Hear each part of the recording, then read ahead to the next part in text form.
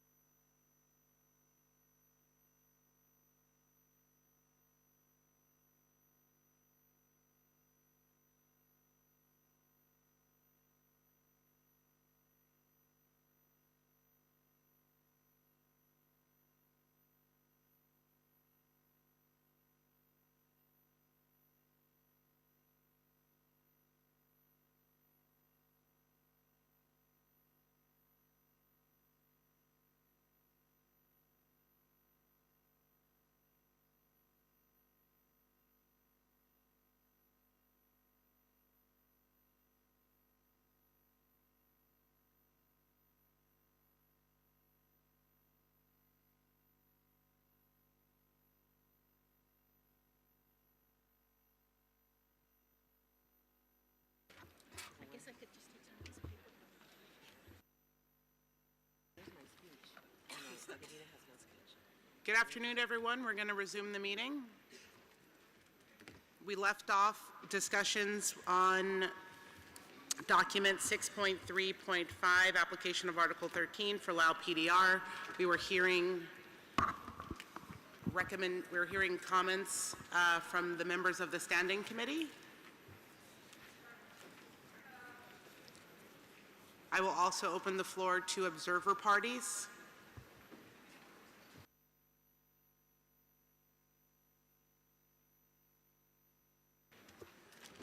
I give the floor to the United States of America. Thank you, Chair. Speaking on behalf of the North America region, we wanted to comment that earlier we did not mention recommendation B. However, having heard the Secretariat's and other responses, we as a region support recommendation B, and with the emphasis that we would like a clear statement and steps on actions that would be needed to remove this recommendation to suspend trade. And we are particularly interested in the enforcement actions C and D related to that, and would understand that those enforcement actions are critical, and that reporting on those actions would be critical for an exit to that process. Thank you, Chair. Thank you. Any other? I give the floor to the United Kingdom. Thank you, Chair. We welcome this update report and recognise the positive progress made by Lao PDR to implement the recommendations agreed at SC 78. Given Lao PDR has not yet substantially achieved the SC 78 recommendations, we are minded to agree with the recommendations of the Secretariat, including B, to recommend that parties continue to suspend trade for commercial purposes in CITES listed fauna, and agree with the comments of the US that there would need to be certain restrictions and commitments in place for this to be lifted. Thank you. I open the floor to observer organizations. I give the floor to Pro Wildlife. Thank you, Chair. I'm making this intervention on behalf of 13 observer organizations whose names will be provided to the rapporteurs. We support the Secretariat's recommendation to continue suspension of commercial trade in CITES-listed species with Lao PDR. The implementation of several SC recommendations remains incomplete, and most concerningly, as noted by the Secretariat, illegal breeding and trade of tigers and organized illegal trade in ivory and rhino horn continues to occur openly in the country. With regard to Macaca fascicularis, we note that potential exporters named in documents for this meeting include a company that is reported to have been involved in ivory and rhino horn trafficking and also has a tiger farm. We recommend to reject the recommendation that Lao PDR set an annual harvest quota for the Macaca fascicularis. The field survey referenced as the basis for such takes cannot be considered a robust scientific foundation for a non-detriment finding. The survey itself acknowledges substantial methodological limitations and that its estimate contrasts with reports of a national decline to 300 until 500 individuals, as reported in the latest IUCN Red List assessment. We therefore urge the Standing Committee to maintain the trade suspension for the species. In case the suspension should not be maintained, SC should at the very least recommend that Lao PDR submit any export quota to the Secretariat in advance and direct the Secretariat to consult with the Animals Committee to determine whether the quota is appropriate for the number of breeding stock held. Lao PDR should also be required to provide evidence that any proposed quota can be fulfilled from breeding centers operating in accordance with all CITES requirements and does not necessitate offtake of animals from the wild. Thank you. I give the floor to India. Madam Chair, we appreciate the meaningful progress made by Lao in implementation and compliance action plan, hence urge the Standing Committee to give due consideration for the same. I give the floor to Lao. Thank you, Madam Chair. Lao PDR expressed its appreciation to the Secretariat for their clarification provided. We recap that Lao PDR has made its best and good faith effort to fully implement Standing Committee recommendation. However, Lao PDR must firmly correct several points in the report and subsequent statement by member of Standing Committee, observer party, organization.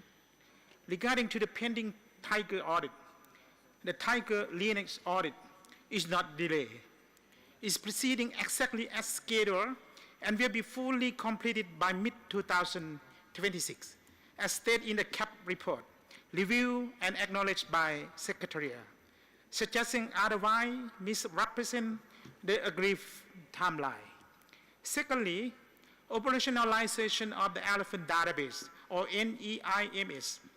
Lao PDR confirmed that the system was fully operationalized in October 2025, and all captive elephants have been microchipped, registered, and intended with the online national permit system.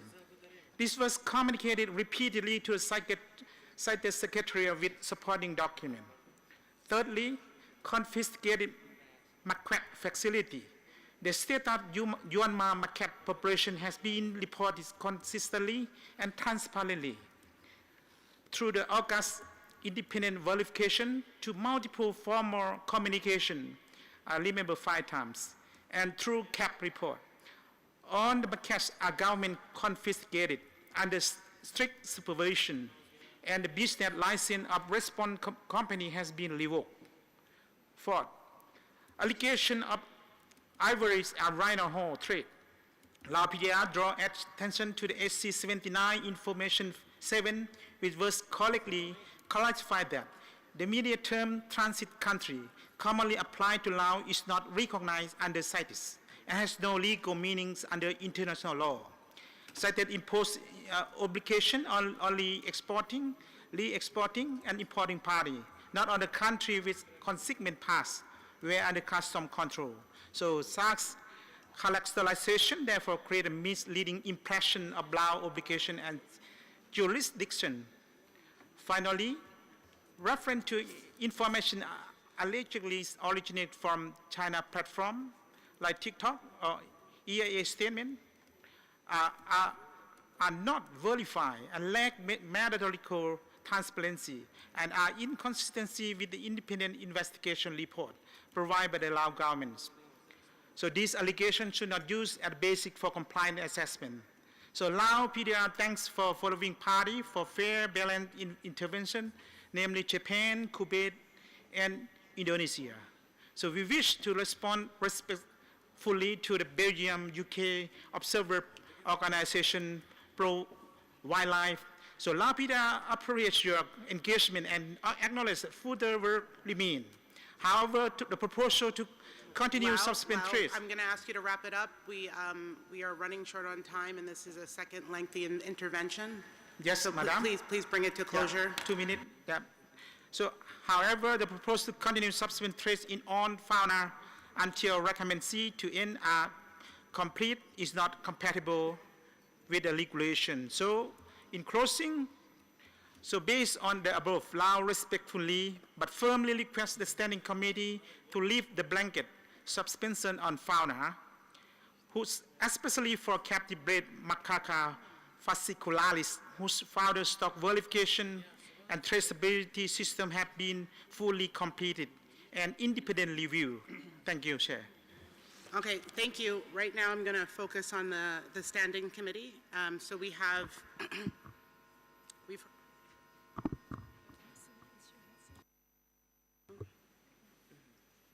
we've heard from some observer parties, some observer organizations, and we heard from some members of the Standing Committee before we broke for lunch, so I really want to focus in on the Standing Committee. We have, what I'm seeing is there was a recommendation from the North American region about some recommendations that weren't carried through from SC 78.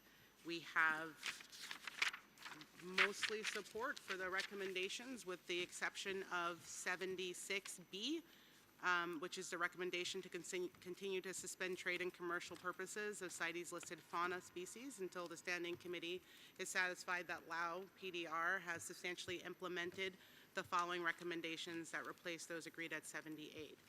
We have several members of the Standing Committee that has expressed support of lifting some aspects of the recommendation to suspend trade, and we also have some members of the Standing Committee that support the recommendation as drafted by the Secretariat. So if everyone can sort of focus in on 76B, I'd like to hear from some of the other members of the Standing Committee about what their thoughts are on that recommendation.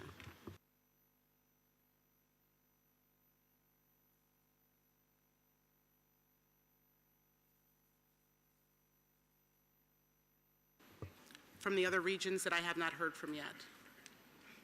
That is particularly the African region, as well as the South American and Caribbean region.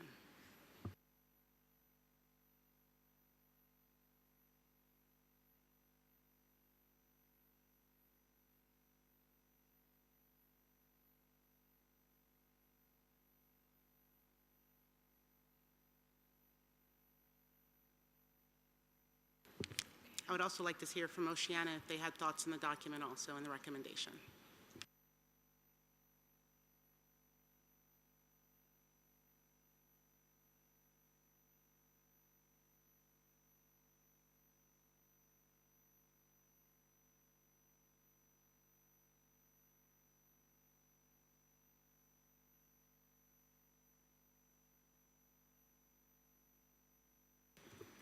I give the floor to New Zealand. Thank you. We support the recommendations of the Secretariat. Thank you.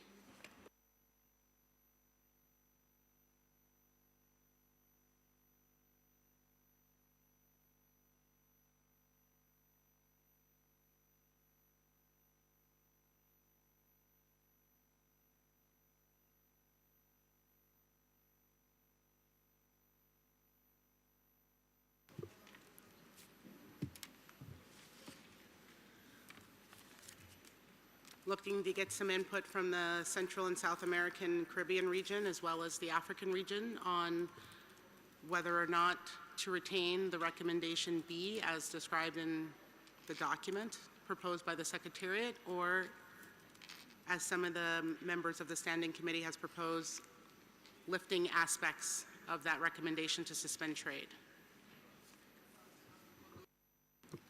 I give the floor to Honduras. Consideramos que es importante que se mantenga el inciso B tal y como está.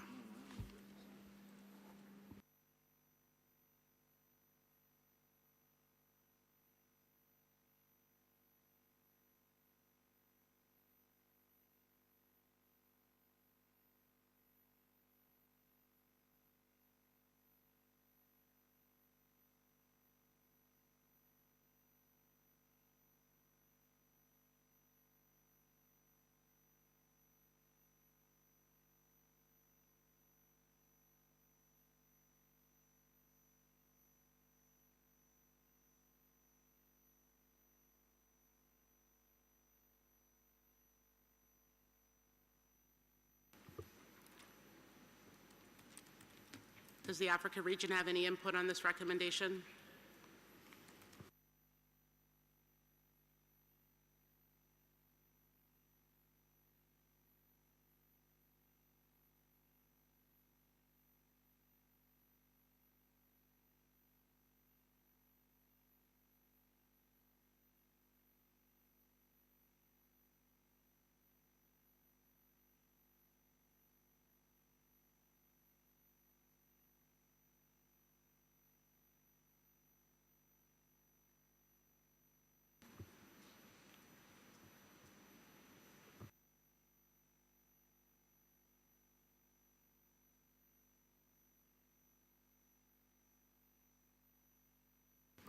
I give the floor to Kenya.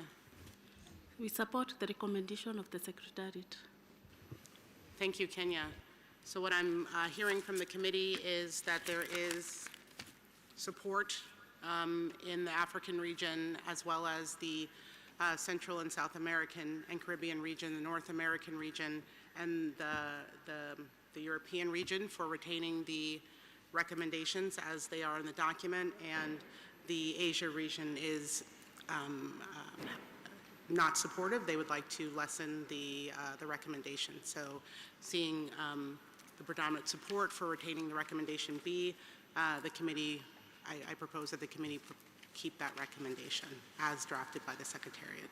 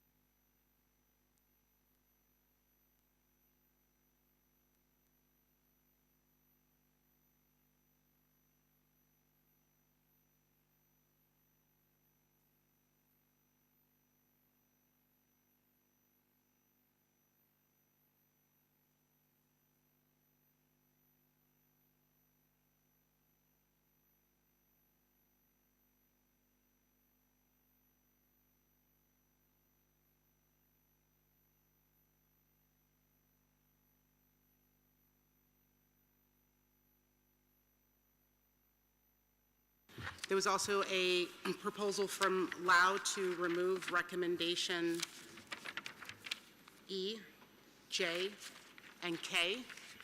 Can I get some input from the committee on the removal of those recommendations as proposed from Lao?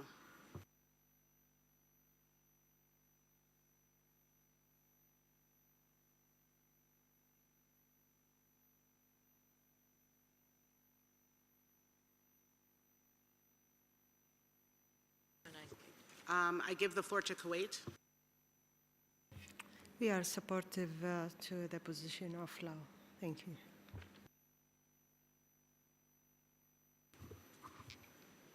Other members of the Standing Committee?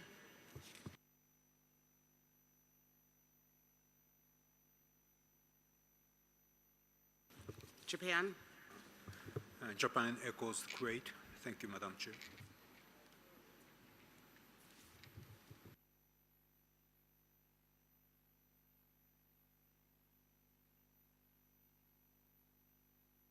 United States. On behalf of the North America region, as previously stated, we are supportive of the recommendations in this document from the Secretariat, A through N. Thank you.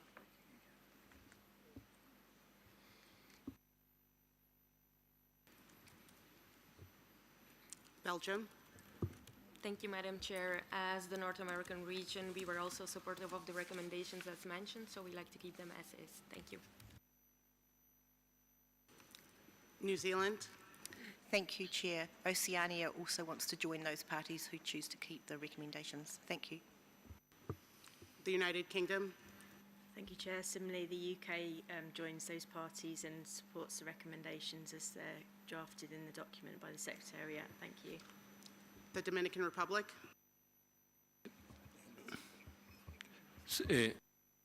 Apoyamos las recomendaciones. Entendemos que el DNP está basado en unos estudios con ciertas limitaciones metodológicas. Los hallazgos contrastan incluso con, digamos, las estimaciones publicadas en el 2011, y si nos basamos en eso, que habla de unos 300 a 500 individuos, entendemos que hay una reducción hasta de un 90%. En los estimados entre ambos estudios. Entonces apoyamos las recomendaciones y entendemos que debería, digamos, Lao por adelantado presentar a la Secretaría cualquier cuota de exportación de M. fasciculata criados en cautividad y que la Secretaría consulte y que se consulte con la Secretaría y el Animal Committee si la cuota es adecuada para el número de animales que se declara que se mantienen en cautiverio. Esa es nuestra apreciación. Brazil. Thank you very much, Madam Chair. Well, for Brazil, our understanding is that compliance issue should follow a stepwise approach, and sanctions, both their imposition and their maintenance, should be regarded as measure of last resort. Accordingly, the criteria for lifting sanctions, in our view, should be more flexible so as to recognize and encourage countries' demonstrated efforts to improve its systems, as is in the case of Laos. In that case, we would follow the same opinion of Kuwait and Japan in the sense of not having a recommendation B. Thank you very much. Brazil, we've already settled the discussion on recommendation B. Right now, we're talking about whether or not to retain recommendations E, J, and K.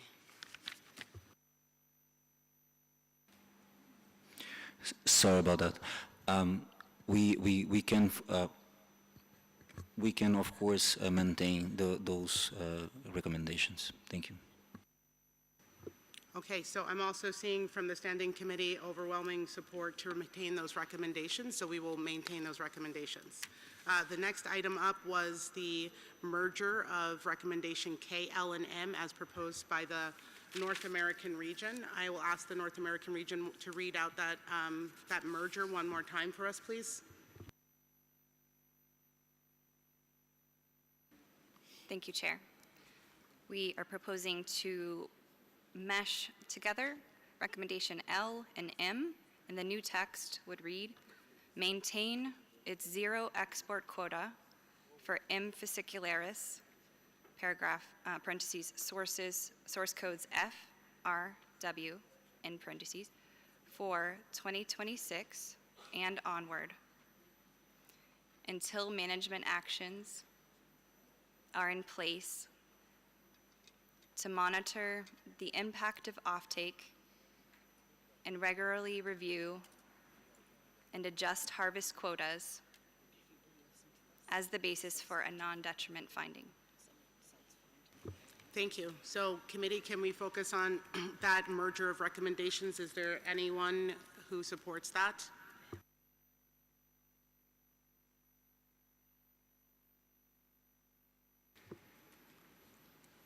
I'm going to give the floor to the Secretariat. Thank you, Chair. In paragraph M, that is now proposed to be merged with paragraph L, the last words read carried out by the scientific authority, which we consider to be relevant in this case because it's a scientific authority that should monitor the impact of the offtake and adjust the harvest quotas on the basis of an NDF, as a basis of an NDF. So we would suggest that those words be maintained. Thank you.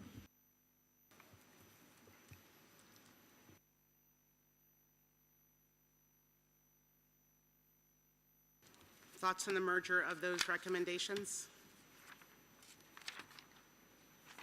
Belgium. Thank you, Madam Chair. Before the lunch break, we already expressed our support to the merger mentioned by the North American region, and we can agree to the comment by the Secretariat to keep carried out by the SA. Thank you. Looking for other members of the Standing Committee. All right, I'm seeing a lot of head nods. Indonesia. I agree with the information from the Secretariat to maintain the scientific authority involved in this work. Thank you. Thank you. And I will turn the mic over to the Secretariat to talk about the recommendations from SC 78. Thank you, Chair. So just before lunch, we broke for lunch, the United States brought to our attention that two of the recommendations from SC 78 had not been carried over, although they had not been achieved, or at least not fully. And I mentioned that they couldn't be just taken over as they were because there had been some progress. So what we propose for recommendation L from the SC 78 document that you will find in the table in Annex 4, the language could be carried over as it is, except that it should be implement and enforce the regulations for tiger husbandry, because there has now been regulations been put in place, but they need to be implemented and enforced. So that would be the new language for paragraph L in the table, and we suggest to include this in the section on tiger, breeding of tiger, regarding the monitor of wildlife farms and related trade, so as a last paragraph in this section. With regard to paragraph O, again, there has been some measures taken by Lao PDR, and we have reported on this in the document, but there seemed to be need for more. And so we would suggest the new language for paragraph O to read, take further measures to reduce the demand for illegal wildlife products. And then it continues. And this paragraph would go into the section regarding law enforcement, where we have now paragraph C, D, E, and F, and so there would be a new paragraph here on demand reduction. Apologies for the oversight. Thank you, Chair. Looking for committee members' feedback on the addition of those two recommendations from 78. Seeing head nods? Great.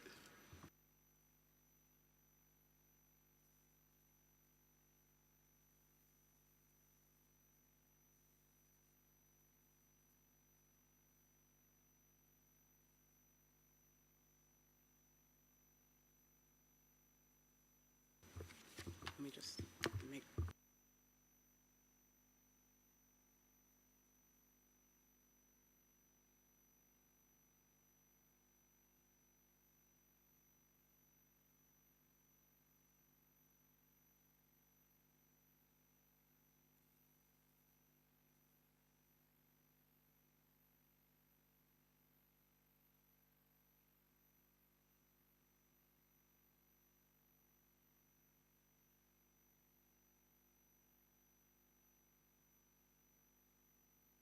Okay, with that, I'm just going to wrap it up. The committee agrees to the recommendations in paragraph 76 with the additional recommendation under law enforcement regarding demand reduction and an additional recommendation regarding tiger husbandry regarding monitoring wildlife forms and related trade, and with the amended merged recommendations of L and M as proposed by the North American region.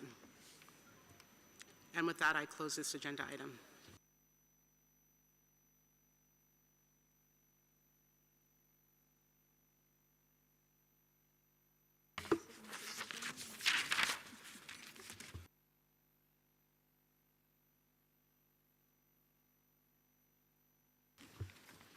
The next agenda item is 6.3.6, application of Article 13 in Suriname. I'd like to turn the committee's attention to document SC 79, doc 6.3.6, which is submitted by the Secretariat. The committee is requested to consider the recommendations in paragraph 58 through 62 of the document. I'll first give the floor to Suriname to see if they'd like to speak.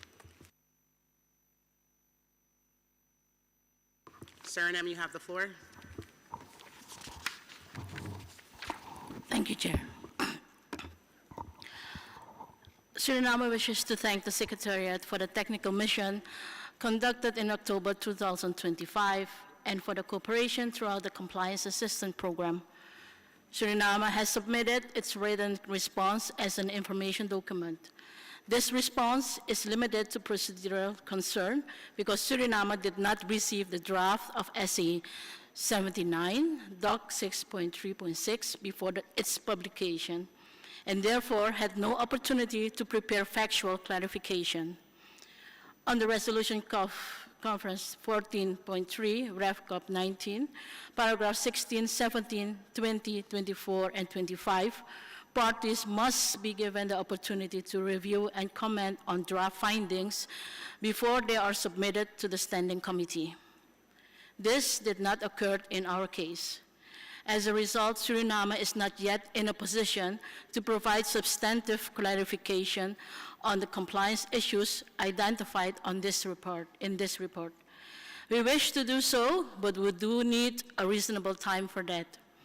Therefore, Suriname respectfully requests that the Standing Committee defers consideration of this agenda item to its next meeting to allow Suriname the opportunity to prepare full and accurate factual clarification in accordance with the Resolution 14.3. Suriname remains fully committed to cooperation and to the effective implementation of the CITES. Thank you, Chair. Thank you. I'm going to give the floor to the Secretariat. Thank you, Secretariat. Thank you, Suriname, for this intervention. I just wanted to clarify that there's nothing new in this document. These matters have been discussed with Suriname over the past 3 years during the implementation of the Compliance Assistance Program. They were also included in the document that was provided to SC 77 and SC 78 and was extensively discussed before and during the mission of the Secretariat in Suriname. We must admit that we oversaw the sharing the draft of this document with Suriname, but it has been published on the 6th of November, and we have encouraged Suriname to provide us with any clarifications or factual mistakes in the document, if there are any, and we have not received any factual corrections to the document. Thank you so much. With that, I open the floor to members of the Standing Committee.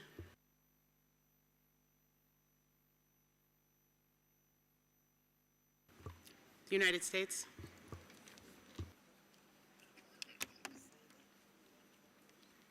Thank you, Chair. Speaking on behalf of the North America region, we thank the Secretariat for this report and the proposed recommendations. We note that as this is the first set of recommendations to be made to Suriname under this Article 13 process, it would be helpful to be clear on those recommendations that are significant as obligations under the Convention and those that are supportive to its implementation by Suriname. In this regard, the North America region prioritizes those recommendations that speak to the Articles of the Convention, and specifically those are recommendations A, C, D, and H. And so with that clarification, we would recommend some amendments to the draft recommendations, specifically for those elements that are supportive of Suriname achieving compliance. We would change the initial language in each of those recommendations to read "is encouraged to," and those that are specific to obligations under the convention would begin with should. And so I can read out the specific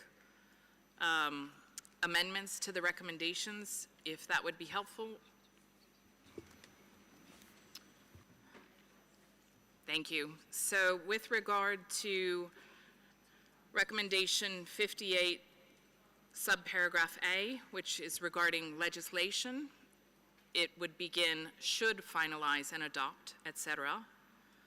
Under regarding the roles and functions of CITES authorities, that subparagraph B would read is encouraged to establish and implement, etc.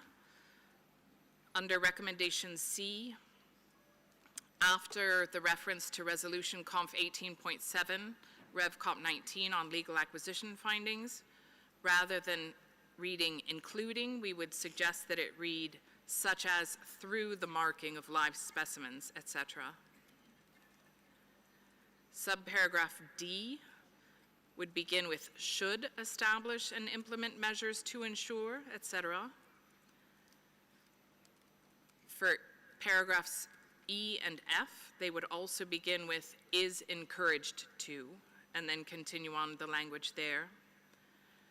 With regard to reporting, paragraph G would read is encouraged to, and then H, because it's specific to an obligation under the convention, we would suggest that it be revised to read should submit without delay to the Secretariat the pending annual reports 2023 and 2024 in accordance with Article 8, Paragraph 7, and then the remainder of that recommendation remains the same. Paragraphs I, J, and K would each begin with is encouraged to. Paragraph 59 would read, the Standing Committee is also invited to recommend that Suriname be encouraged to introduce, etc. Paragraph 60, subparagraph A, would read, consider preparing a compliance action plan with the support of the Secretariat within 60 days following the conclusion of the present meeting, detailing how it will address recommendations of the Standing Committee, with a focus on recommendations A, C, D, and H in particular, using the voluntary template provided by the Secretariat. And then a final edit to recommendation in paragraph 61 would read, the implementation of the compliance action plan, comma, as appropriate. So just inserting the phrase as appropriate after compliance action plan. Thank you, Chair. Thank you. I open the floor to observer parties.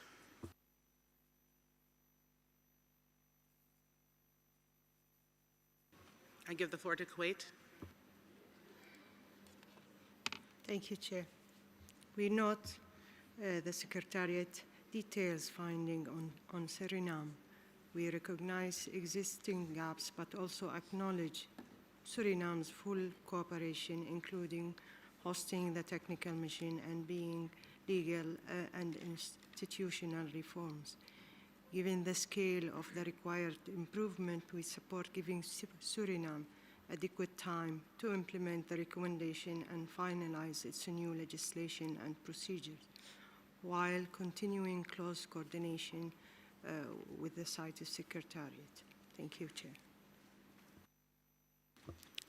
The United States. Thank you, Chair. Speaking now on behalf of the United States only, we also note that in its evaluation of exports of live specimens of Ara Macau from Suriname, the Secretariat observed, inter alia, that the species is included in Appendix 1. Suriname is the only party with a reservation to the Appendix 1 listing, and Suriname has an annual export quota of 100 live specimens. We also note that there are currently no registered operations breeding the species in captivity for commercial purposes, in line with Resolution Conf 12.10, Rev Cop 15, on registration of operations that breed Appendix 1 animal species in captivity for commercial purposes. Therefore, the United States recommends the committee remind parties that they should not authorize trade in this species, including from Suriname, for commercial purposes. Thank you, Chair. I open the floor to observer organizations.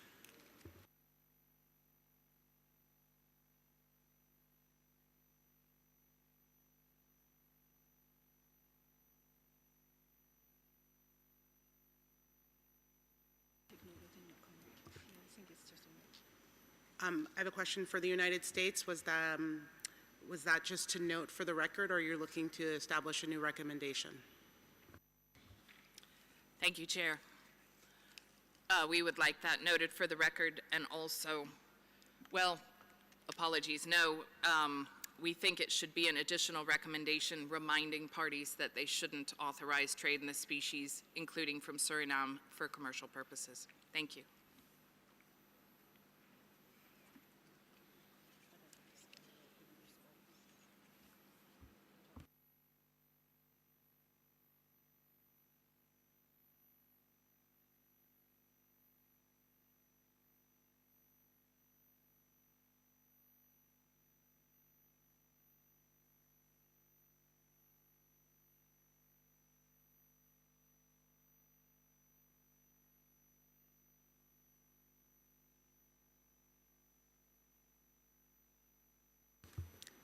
The United States, can you just make that note again, the new recommendation? I'm thinking about adding it to paragraph 62 at the very end. I would just need that language one more time. Thank you. So it would be that the committee reminds parties that they should not authorize trade in Aramacao, including from Suriname, for commercial purposes. Thank you, Chair.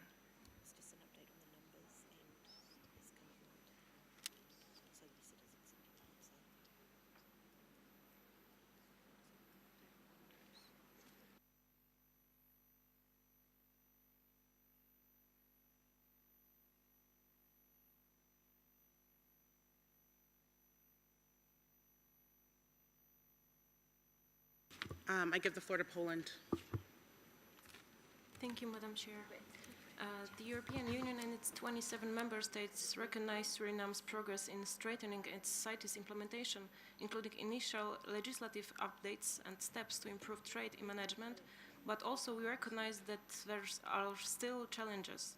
We support all the recommendations mentioned in the document Standing Committee 6.3.6, and we can support U.S. interventions and proposed changes, as we are, with regard to recommendation 60A, of the opinion that some postponement seems reasonable since the statement of the Suriname. Thank you.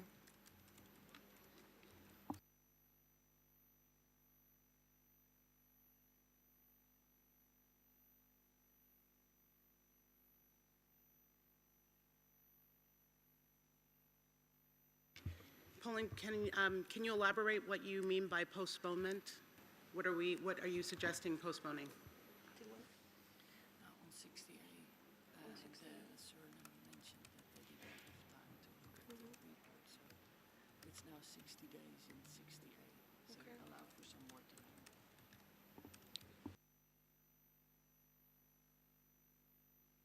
I give the floor to Poland. Yes, we don't have specific timeline, but we think that the Suriname should be allowed some more time than the 60 days proposed in the recommendation 60A. Thank you. The United Kingdom? She said.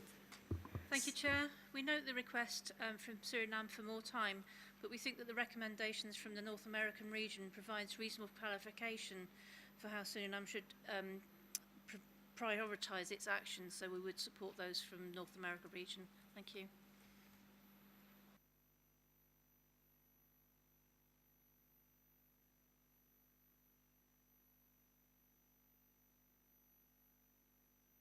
I open the floor to observer organizations.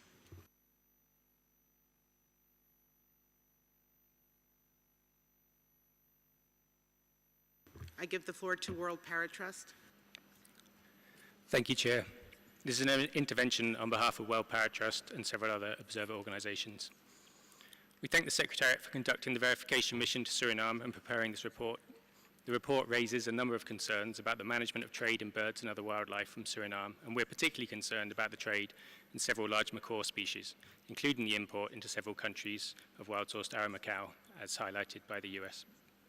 We'd also like to highlight seizures of 29 endangered Lear's macaws from Brazil in 2023 in Suriname, and in 2024 the seizure of Lear's macaw eggs in Brazil, which were reportedly destined for export to international markets via Suriname. And these seizures indicate the importance of strengthening the management of wildlife trade in Suriname to help address wildlife trafficking in the wider South American region. And we encourage parties to work with the newly formed government of Suriname to support the implementation of the Secretariat's recommendations.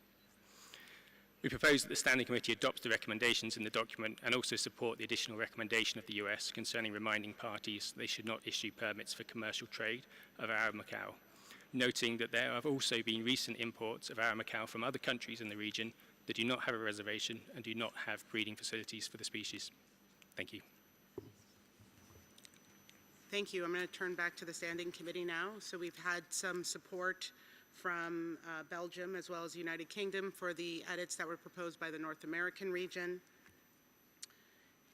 We had a proposal from Belgium for that that Suriname should have some more time to prepare their compliance action plan. I will also just remind the committee that in the North American intervention, they have made an emphasis on recommendations A, C, D, and H, which are the recommendations that are tied directly to the articles of the convention as a priority for the action plan. So just to take that in consideration. But I am seeing support for the recommendations in the document as amended by the North American region.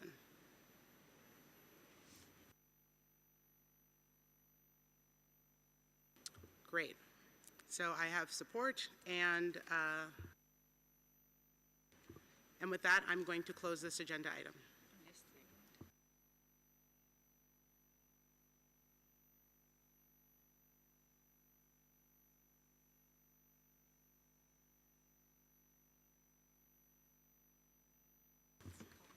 The next agenda item is 6.4, Malagasy, Philisanders, Rosewoods, and Ebonies. I would like to turn the committee's attention to SC 79, Doc 6.4, which was submitted by the Secretariat in consultation with Madagascar.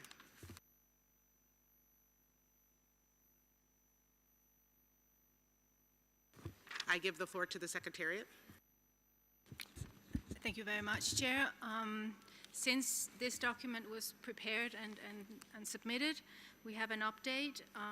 So we would like to draw your attention to the recommendations in paragraph 29, B, which urge Madagascar to submit its annual illegal trade reports, which Madagascar has done. So we are pleased to note that these annual illegal trade reports have been submitted, and so subparagraph B of paragraph 29 can be deleted. It's no longer relevant. Thank you.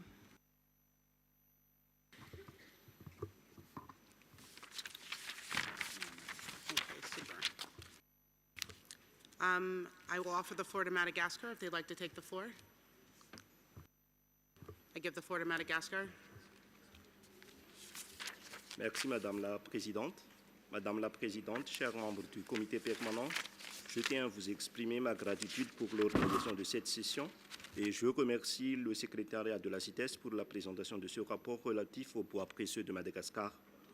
Madagascar a récemment traversé une période de changement dans sa direction et sa gouvernance. Ces évolutions renforcent notre détermination à lutter contre le commerce illégal et à appliquer une politique de tolérance zéro en matière de gestion de nos ressources naturelles. À ce titre, je voudrais me concentrer sur quelques éléments relatifs au document présenté par le secrétariat CITES. En mars 2025, une mission conjointe de l'AUCN, du secrétariat CITES et de l'UNESCO a été menée à Madagascar. Cette mission visait à suivre l'évolution de nos efforts de conservation et à répondre aux défis que nous rencontrons. Un point particulièrement significatif est le retrait en juin 2025 des 6 aires protégées des forêts humides de l'Atsnan de la liste du patrimoine mondial en péril. Cela a été possible grâce aux efforts considérables déployés par Madagascar pour améliorer l'état de conservation de ces sites à travers diverses mesures correctives mises en place après les missions passées de 2011 et 2015. Parmi ces mesures, nous avons arrêté l'exploitation et l'exportation de bois précieux, tels que le bois de rose et le bois de benne, depuis maintenant 10 ans. Parallèlement, Madagascar s'engage fermement à assainir la filière du bois précieux. Nous avons instauré un quota zéro pour l'exportation commerciale des espèces de genre d'Albergia spp et Diospyros spp, et nous travaillons à la mise en place des avis de commerce non préjudiciables en insistant sur la nécessité d'obtenir des avis d'acquisition légale relatifs aux spécimens concernés. Cela répond aux exigences du Comité pour les plantes via sa présidence et le secrétariat CITES. De plus, nous tenons à finaliser le système de traçabilité de tous les stocks de bois précieux saisis afin de mettre en œuvre le plan d'utilisation nationale. Dernièrement, un atelier technique de consultation en collaboration avec l'ONU d'ici a été organisé à Antananarivo pour renforcer notre capacité d'enquête et de poursuite des crimes liés aux espèces sauvages à Madagascar. Toutes ces actions manifestent clairement notre volonté d'honorer nos engagements au respect de la Convention CITES et de contribuer à la protection de la biodiversité malagasy. Madame la Présidente, chers membres du Comité permanent, je tiens à réaffirmer que Madagascar progresse dans sa résolution des problématiques liées aux bois précieux. Ainsi, nous demandons le retrait de la recommandation de suspension du commerce des spécimens de Diospyros spp et d'Albergia spp, tels que présentés dans le présent document. Présidente.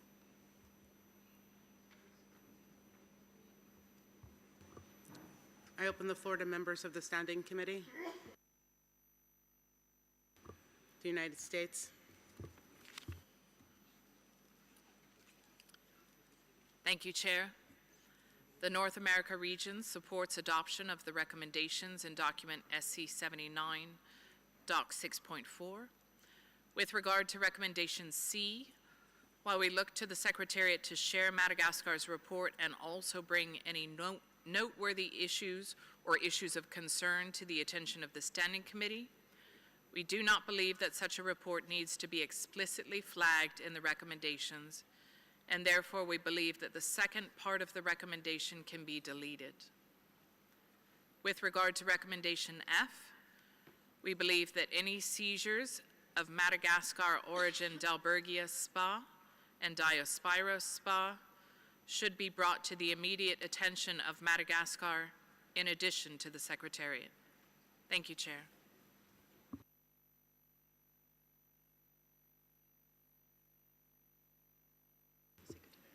Open the floor to observer parties.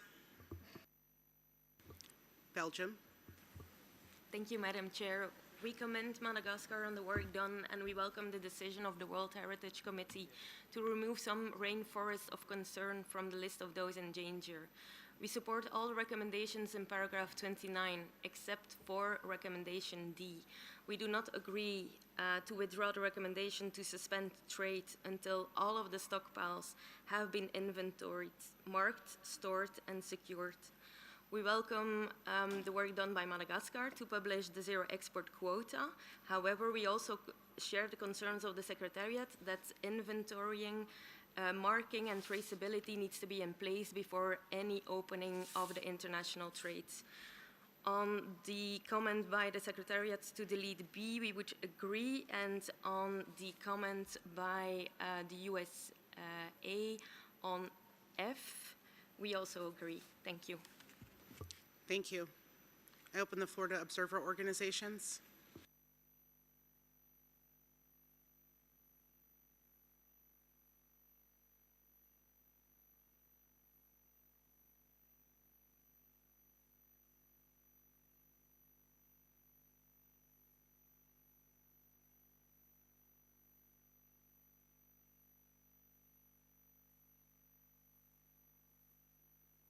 Belgium, do you have alternate language for recommendation D?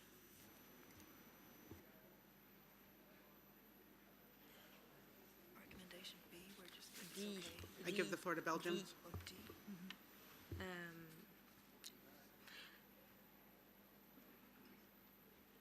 So I would propose to say keep the suspension on trade and specimens of Diospyros and Albergia on the condition that all of the stockpiles have been inventoried, marked, stored, and secured. Thank you.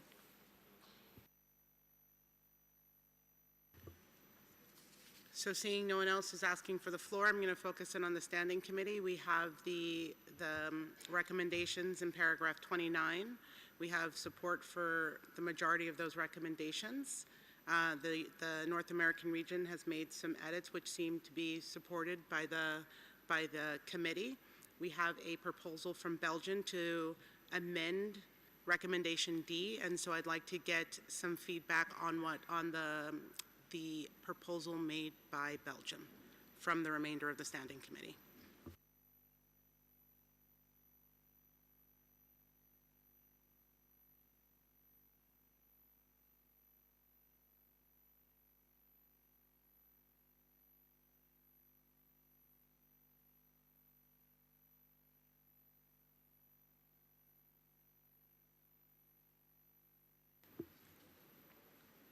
The crux of the issue is whether or not to agree to withdraw the recommendation to suspend trade on the condition that the zero export quota will remain in place until Madagascar has developed non-detriment findings for the relevant species and legal acquisition finding for the specimens concerned to the satisfaction of the Plans Committee through its chair and the CITES Secretariat.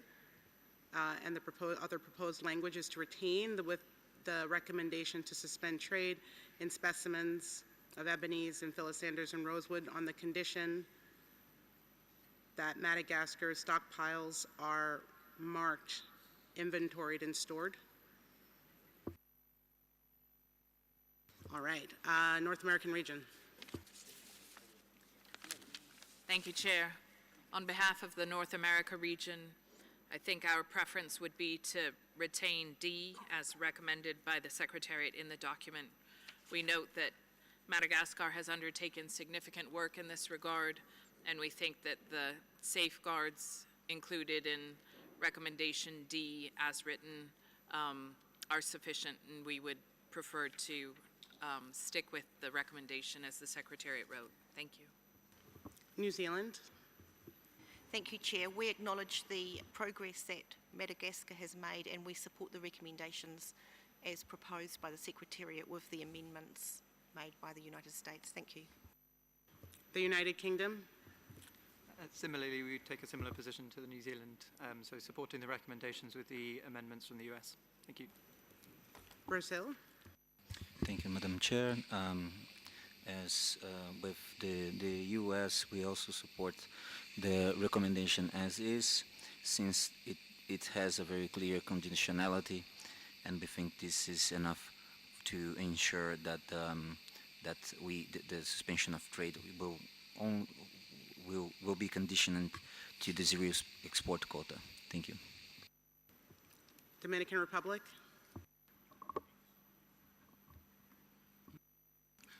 Sí, estamos de acuerdo con las recomendaciones realizadas. Valoramos los esfuerzos que ha hecho Madagascar y apoyamos también los comentarios de Estados Unidos, luego las recomendaciones, y que se mantenga la cuota cero.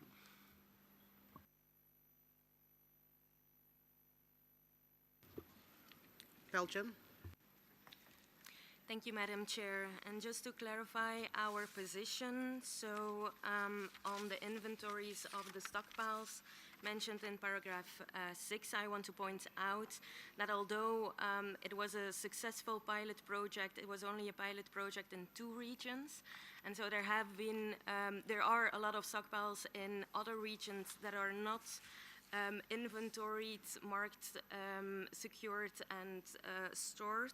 So that's why we welcome the zero export quota with the condition that stays, but we still want to retain the suspension on the basis of that work really needs to continue, as there are many stockpiles that there is work to be done. Thank you.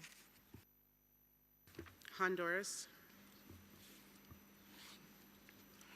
De igual manera, la región de Centroamérica también comparte los mismos criterios de mis antecesores y que se mantengan las recomendaciones de la Secretaría.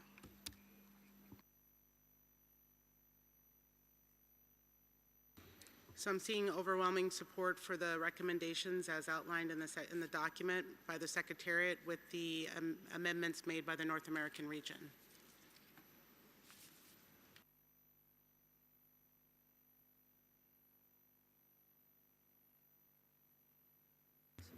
And with that, I conclude this agenda item. Thank you. I'm going to give the floor to the Secretariat for a quick update. Thank you, Chair. Just a very quick update to let you know that we have now received the credentials also from the Dominican Republic, and so there is only one Standing Committee member left with no credentials, and that's Chad. I just thought I'd let you know. Thank you very much.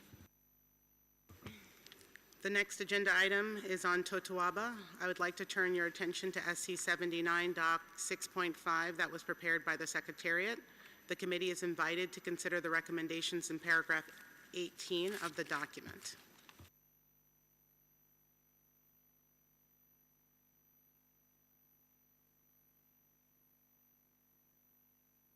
I invite Mexico to take the floor. Gracias, señora presidenta.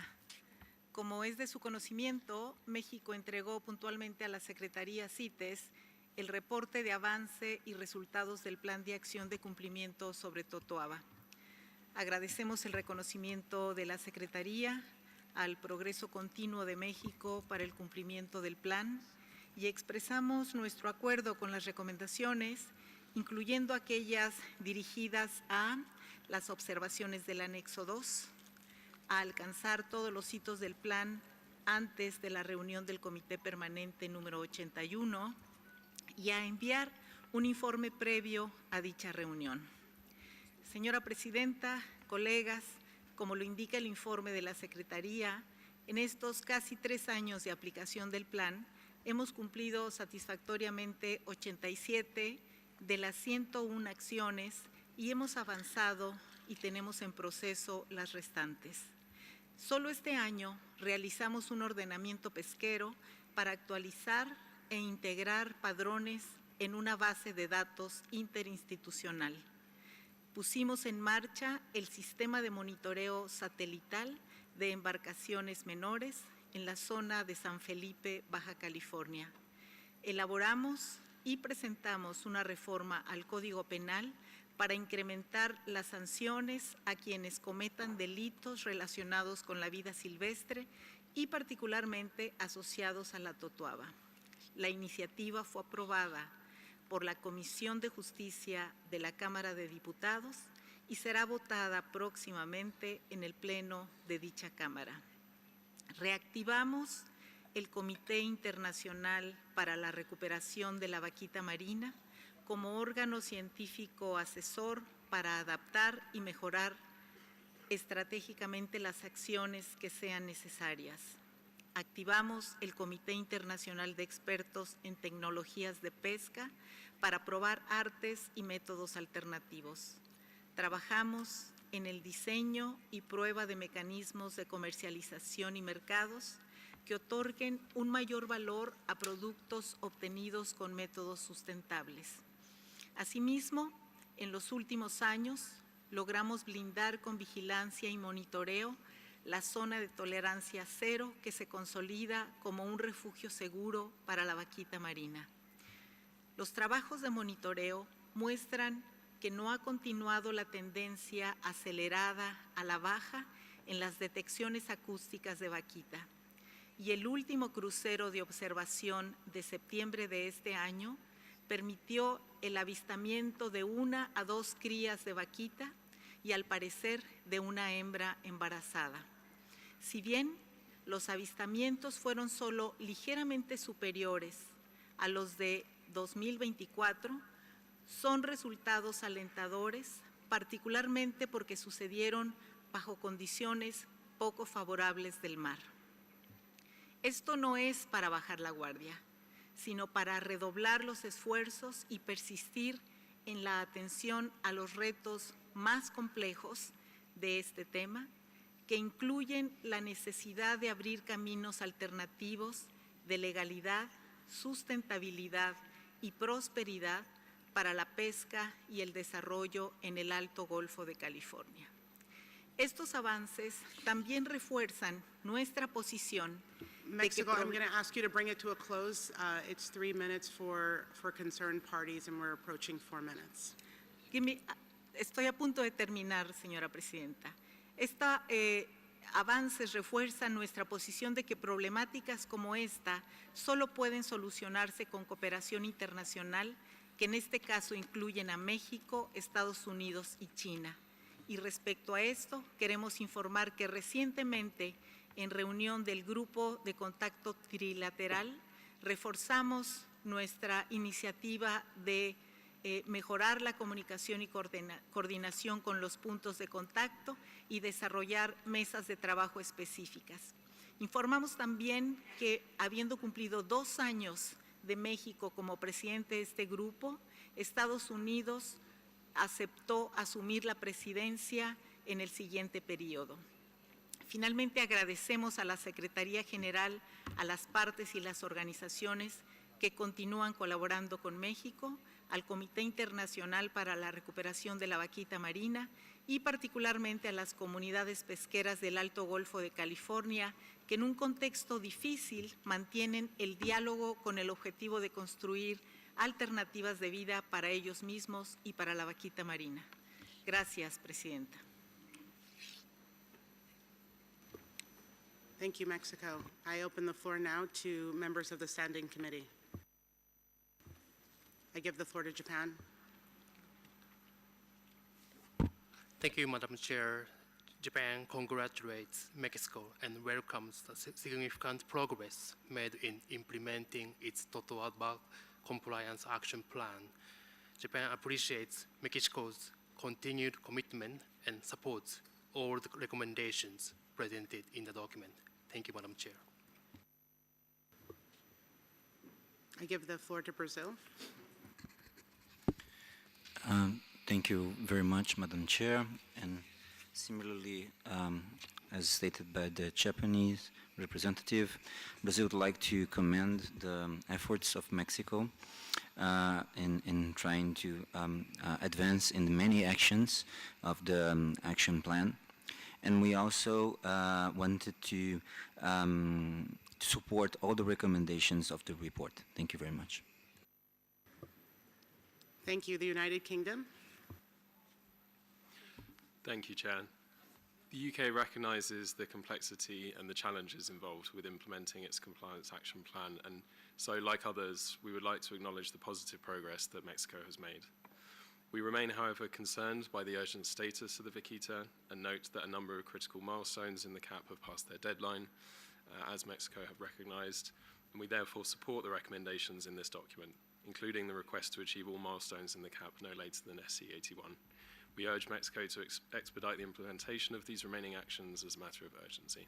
Thank you. I open the floor to observer parties. I give the floor to India. Madam Chair, we appreciate the efforts being taken by Mexico for the Totoaba Action Plan and progress made by Mexico for the conservation of the species. The United States. Thank you, Madam Chair. I'm speaking on behalf of the United States. The United States acknowledge the ongoing efforts of Mexico, but we remain concerned about the lack of compliance with the convention. The situation in the upper Gulf of California is critical and urgent, as the illegal harvest of Totoaba has been a persistent problem that continues to jeopardize the survival of the vaquita, a species on the edge of extinction. Illegal fishing activities, including the use of gillnet in the upper Gulf of California, continue outside the zero-tolerance area, despite established restrictions. The persistent illegal use of gillnets has been noted by several entities, including but not limited to the International Committee for the Recovery of the Vaquita, the Secretary of the Commission for Environmental Cooperation, and public data available from the Sea Shepherd Conservation Society. We strongly support the recommendations to request Mexico to fully achieve all milestones of targets in their compliance action plan no later than SC 81 and to submit a report to the Secretariat on all milestones. But the United States does not support many of the conclusions reached by the Secretariat on the number of milestones achieved in the compliance action plan. We remain disappointed that the Secretariat's analysis does not appear to transparently consider relevant information. The United States would request the Secretariat to reassess some of the conclusions, in particular Target 1.1, 2.3, and 3.5. The United States urges the Standing Committee to request the Secretariat to engage with civil society and independent experts in building out a complete picture of the current state in the upper Gulf of California and Mexico's interventions to combat illegal fishing, to help inform any additional targeted and time-bound recommendations at SC 81. Therefore, the United States would propose an edit to paragraph 18B, and if Madam Chair, you would allow, I would like to read our one minor edit. Proceed. Thank you. So to 18B, we would insert, comma, including consideration of any relevant information received from parties, comma, experts, comma, and civil society at the end of the paragraph. The new text would read as following: request the Secretariat to continue monitoring Mexico's implementation of its compliance action plan and to share the report from Mexico to SC 81 with the committee, together with any recommendations the Secretary may have, comma, including consideration of any relevant information received from parties, experts, and civil society. Thank you. That was parties, experts, and civil society. Correct. I give the floor to Canada. Thank you, Chair. Canada would also reiterate our support for measures to address illicit toto arbitrade, and we acknowledge the efforts that the Secretariat has made in this report and acknowledge the strong efforts that Mexico has made.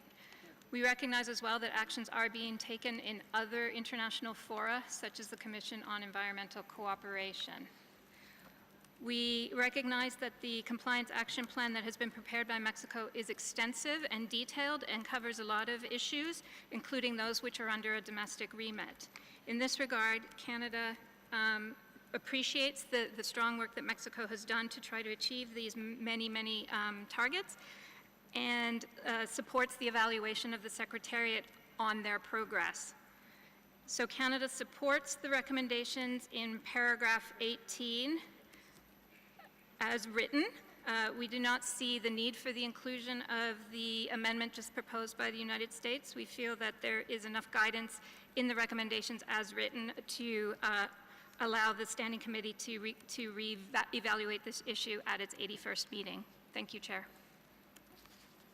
I open the floor to observer organizations. I give the floor to Israel. Thank you, Chair. Just briefly, we also would like to commend Mexico for their efforts and their continued work on the Compliance Action Plan. And like Canada, we support the recommendations of the Standing Committee, but we would like to include the language that the United States proposed for 18B, as we feel that adding sources of information can't possibly hurt in this case. Thank you. I give the floor to AWI. Thank you, Chair. This intervention is made on behalf of several organizations whose names will be provided to the Secretariat. As noted by the United Kingdom and the USA, the vaquita porpoise remains perilously close to extinction due solely to illegal fishing in the upper Gulf of California, including for totoaba, driven by ongoing demand for totoaba swim bladders. According to a recent visual and acoustic vaquita survey, likely only 7 to 10 individual vaquita remain on the planet. Despite this, illegal fishing continues in the larger vaquita refuge outside the zero tolerance area, enforcement efforts remain insufficient, and the development, testing, and use of alternative gear has languished. This leaves the vaquita a single stochastic event away from extinction. We welcome the efforts by Mexico and the Sea Shepherd Conservation Society to address illegal fishing and to protect the vaquita. Nevertheless, as noted by the Secretariat in SC 79, Doc 6.5, Mexico has not fully implemented its compliance action plan on Totoaba, despite deadlines approved by Mexico and the Secretariat. AWI, can you wrap it up? You're exceeding the 1 minute mark, please. We have to make sure that we run a tight schedule, so observer organizations, it's limited to 1 minute. Thank you, Chair. Deadlines that have long since passed. Further delaying action to compel full compliance with the convention until SCA 81 is inappropriate. The time to act, Madam Chair, is now. It is imperative that the Standing Committee recommend trade sanctions on Mexico, not as a penalty for inaction, but to compel more urgent and aggressive action to stop illegal fishing, trafficking of Totoaba moths, and to save the vaquita. Thank you, Chair. I give the floor to New Zealand. Thank you, Chair. Oceania region supports the recommendations with the addition proposed by the United States. We acknowledge the great progress Mexico has made with the implementation of its compliance action plan on Totoaba, and we look forward to discussing this further at SC 81. Thank you. I give the floor to China. Thank you, Madam. We support the Secretariat's recommendations as formulated in the IC 79, Doc 6.5, and encourage Mexico to complete the remaining milestones by SC 81. Thank you. I give the floor to Indonesia. Indonesia appreciates what Mexico achievement, and we support recommendation as it is and in line with Canada. I give the floor to the Sea Shepherd Conservation Society. Thank you, Madam Chair. Sea Shepherd supports the Secretariat's recommendations for the Standing Committee in the compliance document SC 79, Doc 6.5. To be clear, Sea Shepherd opposes the imposition of sanctions against Mexico and instead encourages the Secretariat and the parties to continue their oversight of Mexico's implementation of its compliance action plan. Sea Shepherd strongly encourages Mexico to fully implement its CAP and as a matter of priority revise the 2020 agreement, which is the regulatory vehicle to achieve vaquita and Totoaba conservation. After 11 years in the upper Gulf of California, Sea Shepherd's commitment to vaquita and Totoaba conservation with Mexico is unwavering. We will continue to make our monitoring data available to the public and the Secretariat. We will not rest until all areas where vaquita have been sighted or acoustically detected are gillnet-free. Thank you. Thank you. I'm going to focus now on the Standing Committee. So it seems like we have one decision in front of us. It seems like there is overwhelming support for the recommendations in paragraph 18. There was an addition to recommendation B, including consideration for relevant information from parties, experts, and civil society proposed by the United States. There was support for that addition by Israel and New Zealand, and I'm trying to see how the rest of the Standing Committee feels about that recommendation. Looking for some input from the Africa region on this one, but first I'll go to Brazil.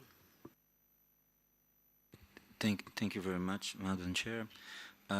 With regard to the suggestion from the U.S.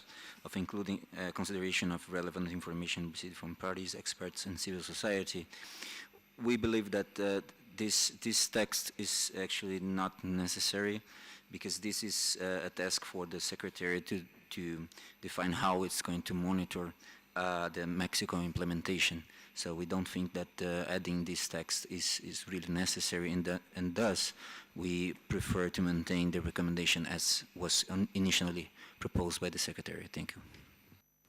Thank you, Brazil. Any input from the Africa region? I give the floor to Kenya. Thank you, Chair. Kenya commends Mexico on the progress it has made. And regarding the addition of the text in the recommendation B. We consider that with the implementation of the Compliance Action Plan on Totoaba, and noting that already Mexico has already achieved 86% of those actions that has been planned to implement, and only remaining a few, we believe that by the next standing committee, we'll be receiving a report that it has achieved all the milestones and the targets. And so based on that reporting, I think the Secretariat and the Standing Committee will be able to evaluate and make a determination as called for in recommendation C. So we don't consider that to may be necessary for the amendments being suggested on recommendation B. Thank you. Thank you very much, Kenya. Not seeing any more requests from the floor. We have Israel and New Zealand are supportive of the amendments made by the United States. However, there's overwhelming support from the remainder of the Standing Committee to retain the recommendation as is. I will give the floor to Israel for one last comment. Yes, before you decide on this, perhaps some clarification from the Secretariat. When it's preparing its implementation or monitoring of the implementation, is there some reason why the Secretariat cannot gain information from other sources unless it appears here? In other words, if this addition is not included, does that mean the Secretariat is not allowed to look at other information? Thank you. I give the floor to the Secretariat. Thank you, Chair.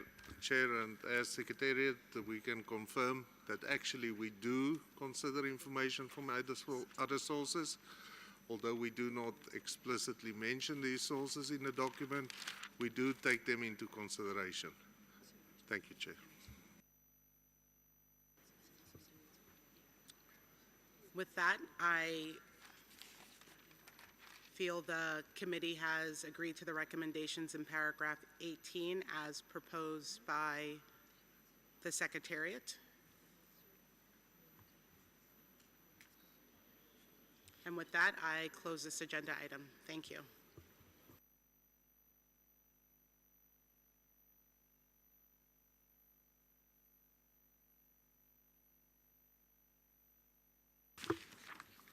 The next agenda item is 6.6, National Ivory Action Plan Process. I would like to turn the committee's attention to document SC 79, Doc 6.6, which is submitted by the Secretariat. The committee is requested to consider the recommendations in paragraph 54 of the document.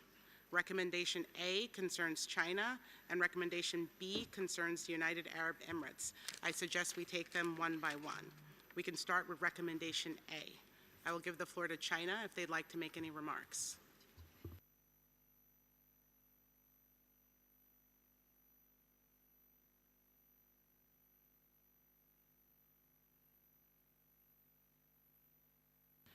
So I turn the committee's attention to recommendation A. I open the floor to members of the Standing Committee.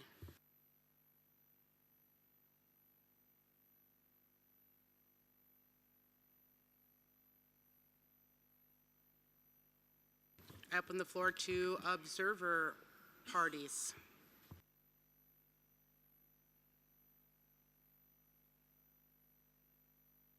I open the floor to observer organizations. EIA UK, you have the floor. Thank you, Chair.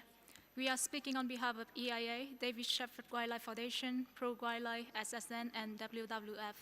We support the Secretariat recommendation in this document. However, we would also like to draw the committee attention to the CITES report to COP20, which highlight the escalation in Mozambique and Angola categorization due to persistent illegal trade threats. Mozambique, currently Category B party, is now identified by the CITES report as Category A, while Angola, currently Category C, is now identified as Category B. While Mozambique categorization changed from A to B at COP19, the shift back to Category A in the CITES report to COP20 is indicative of challenges in tackling wildlife crime. We therefore urge the committee to encourage Angola and Mozambique to step up implementation of their 9 apps and to request Angola to develop a national ivory and rhino action plan, given Angola increasing implication in both ivory and rhino horn trafficking. Thank you, Chair. Thank you. Looking at the committee, what their thoughts are on recommendation A in paragraph 54. Is there support for the recommendation as drafted by the Secretariat?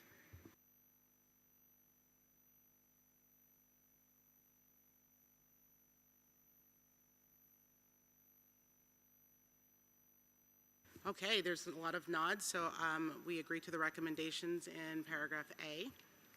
Let's move to paragraph B.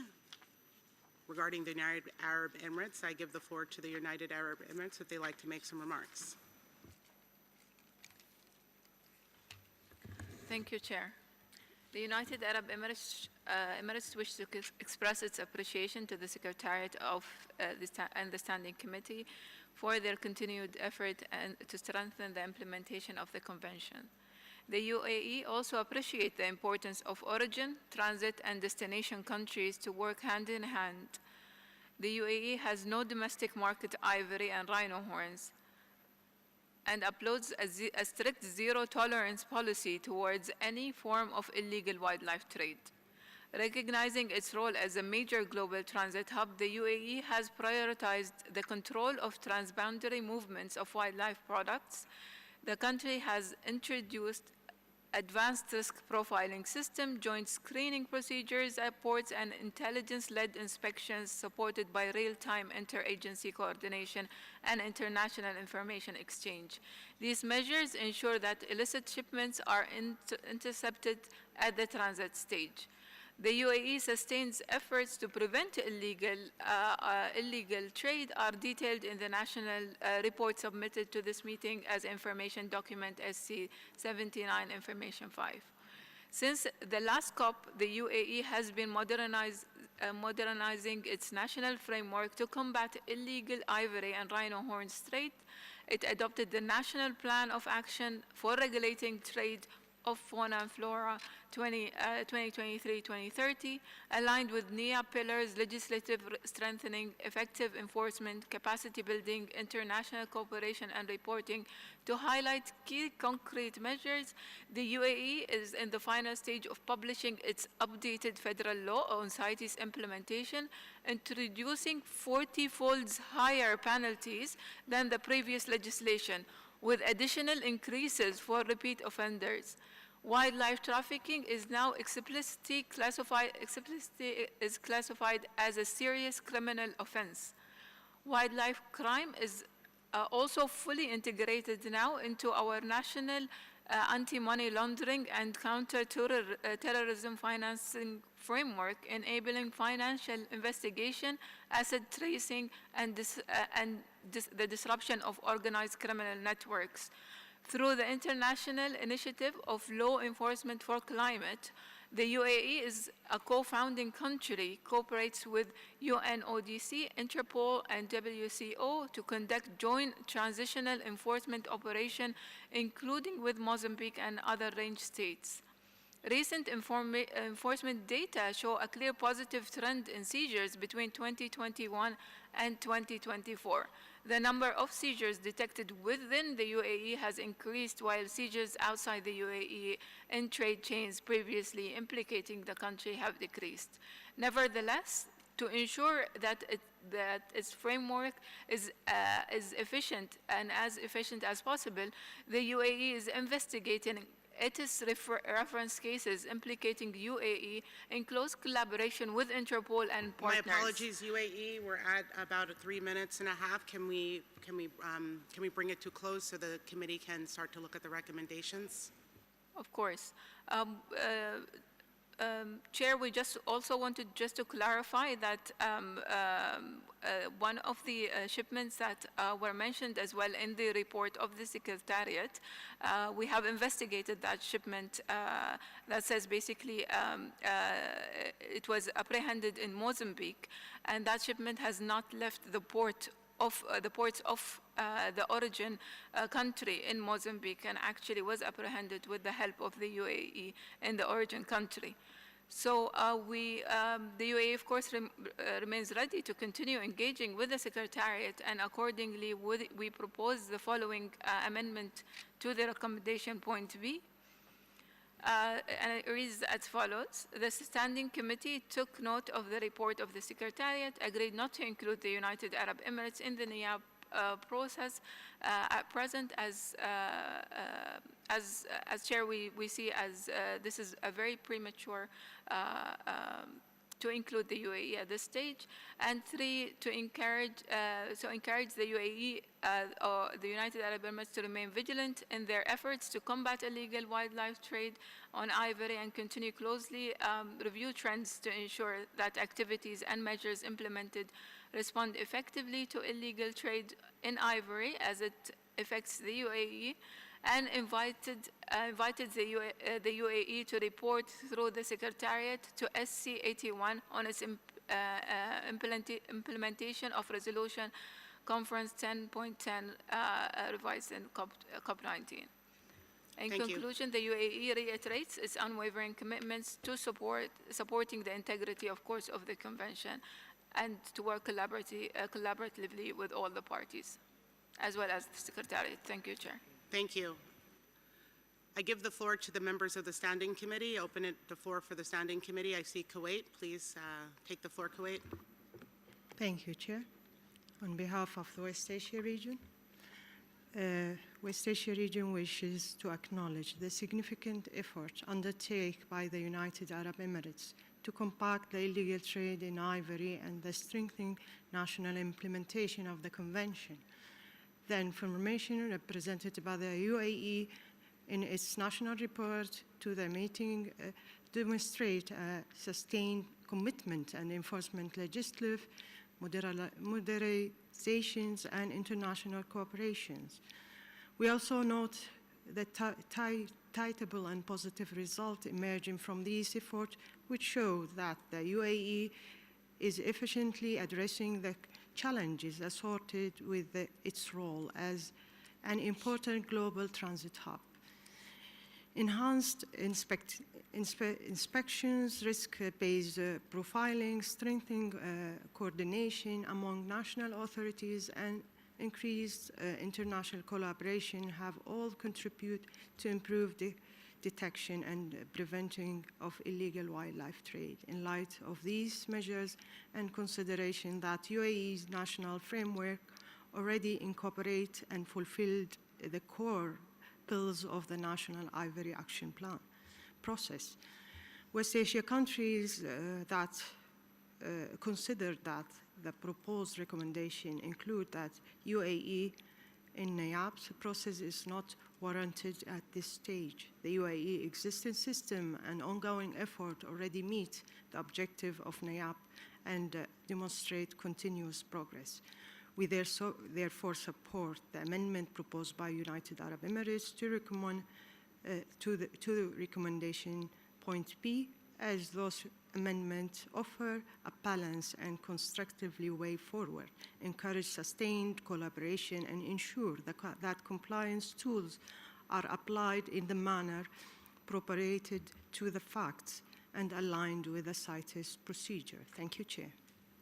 Thank you. I just want to let the committee know that we have several more agenda items that we need to cover, and if interventions can be focused on the recommendations, it would be greatly appreciated. I would also like to remind people of the 3-minute time limit for concerned parties and standing committee members, 1 minute for observer organizations, and 2 minutes for observer parties. If we're going to complete this agenda, we have to remain vigilant. So with that, I will give the floor to Belgium. Thank you, Madam Chair. We appreciate the efforts made by the United Arab Emirates in terms of their legislative and regulatory measures, as also just laid out by the UAE. And we acknowledge the progress made. However, as there has been a substantial increase in ivory seizures implicating the UAE as a transit country since the last COP reporting period, and as the UAE is also affected by the illegal trade in rhino horns, we would support the recommendations as proposed by the Secretariat. We believe that the inclusion in the NIAB process could be beneficial. It could be a beneficial tool in combination with the already implemented measures in the UAE to demonstrate its willingness to combat illegal trade in ivory and specimens of rhino. I thank you, Madam Chair. I give the floor to the United States. Thank you, Madam Chair. Speaking on behalf of the North American region, we support the document recommendations related to the United Arab Emirates for inclusion in the NIAP process due to the increased quantity and volume of ivory and rhino horn seizures that have implicated the party between COP19 and COP20 reporting periods, as stated by Belgium. We note the inclusion of the NIAP process provides a strong opportunity for international and regional enforcement collaboration. Thank you, Chair. I give the floor to Morocco. Merci, Madame la Présidente. Nous remercions le secrétariat ainsi que les Émirats arabes unis pour les documents détaillés présentés. Nous prenons note des efforts significatifs déployés par les Émirats arabes unis pour renforcer leur système de contrôle, notamment à travers l'actualisation du cadre législatif, la création d'unités spécialisées, l'utilisation des technologies avancées et leur participation aux opérations internationales. Compte tenu de ces progrès et du renforcement continu de leurs mécanismes de suivi et de reporting, l'inclusion des Émirats arabes unis dans le processus PANI ne semble pas nécessaire à ce stade.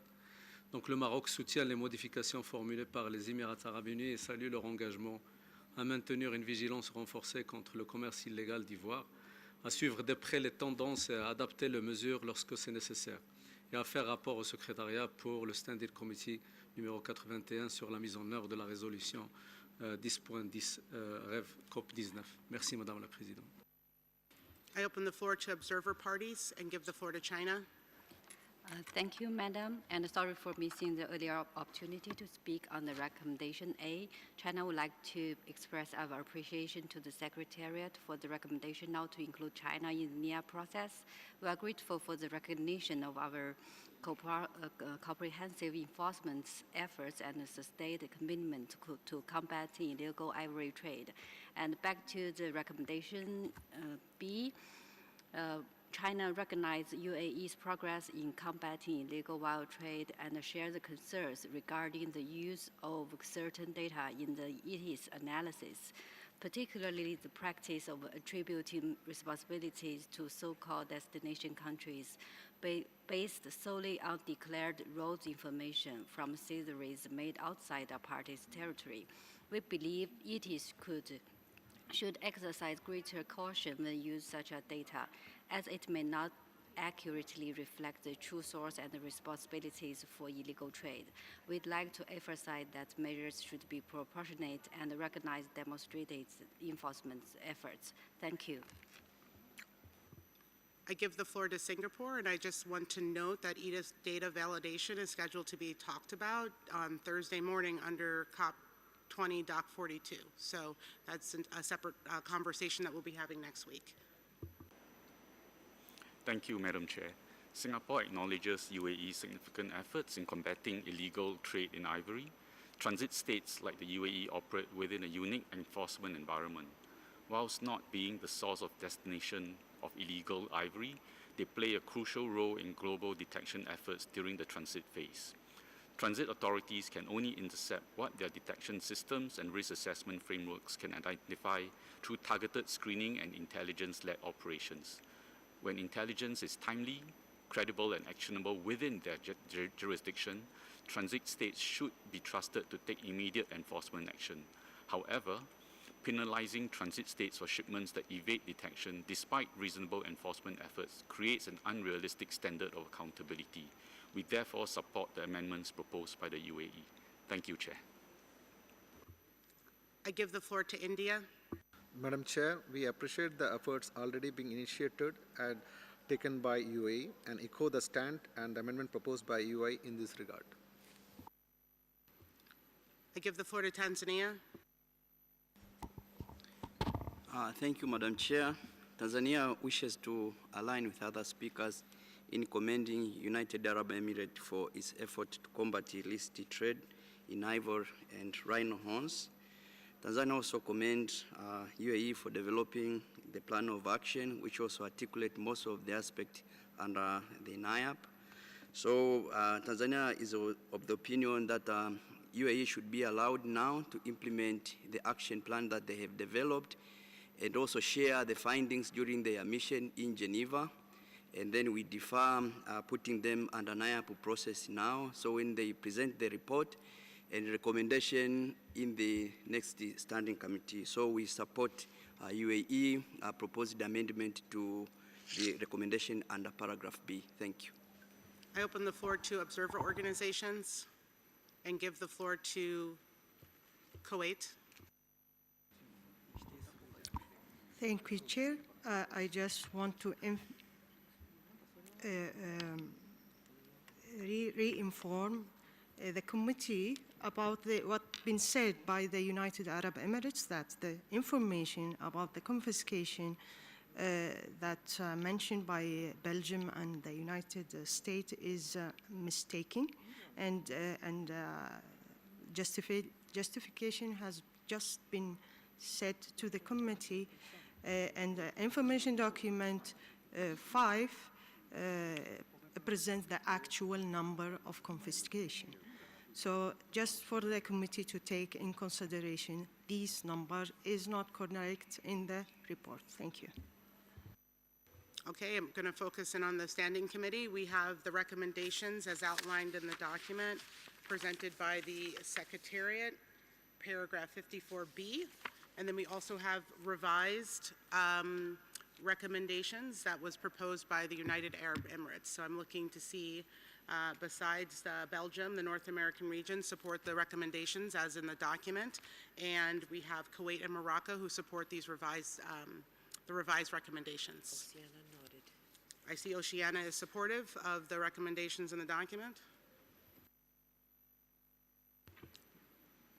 Looking for engagement. Any more engagement on this?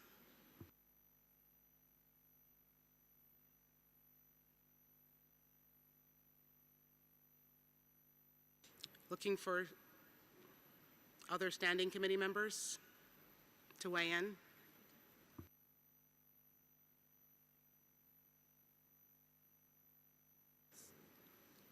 Particularly the Central and South American Caribbean region. We haven't heard from that region yet.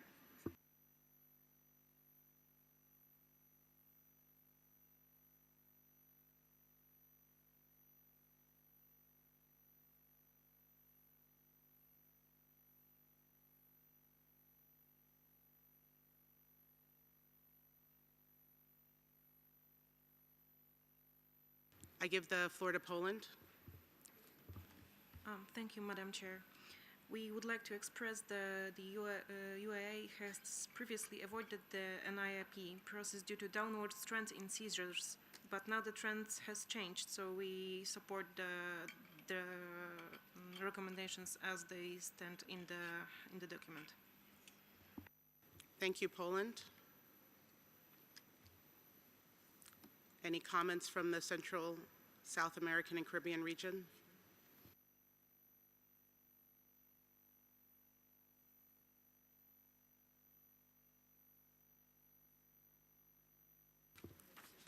Where it stands, we're having majority support for the recommendations as drafted in the documents by the Secretariat, with support from Belgium, the North American region, Oceania, and Poland.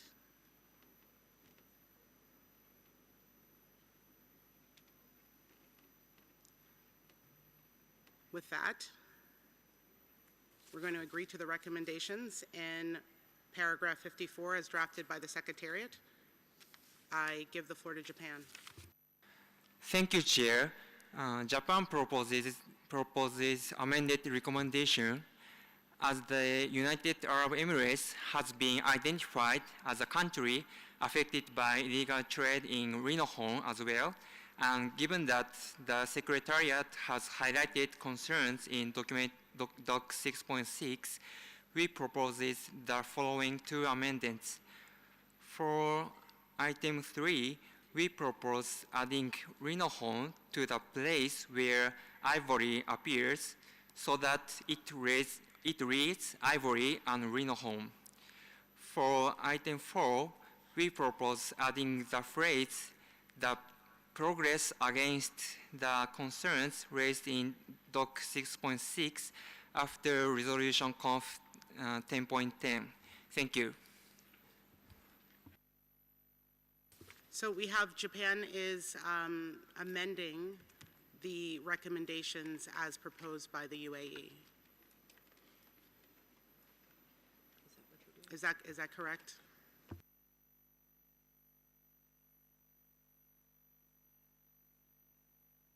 Thank you. We revised the amended recommendation. We revised the amended recommendation by UAE. Thank you. Any support from the proposal made by Japan?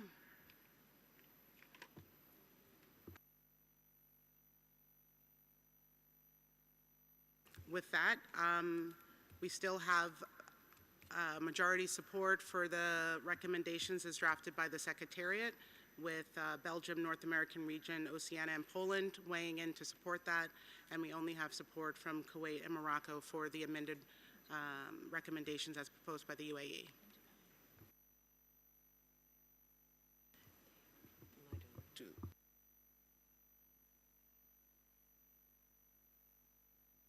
And we didn't have any support for the revised recommendations provided by Japan. With that, the Secretariat agrees to the Standing Committee agrees to the recommendations as drafted in the document by the Secretariat in paragraph 54, and I will close this agenda item.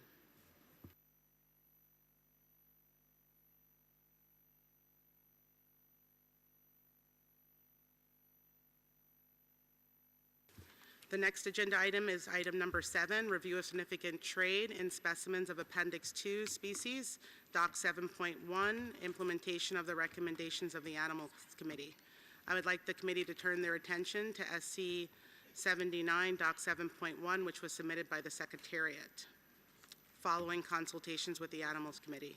The committee is requested to consider the recommendations in paragraph 10 of the document.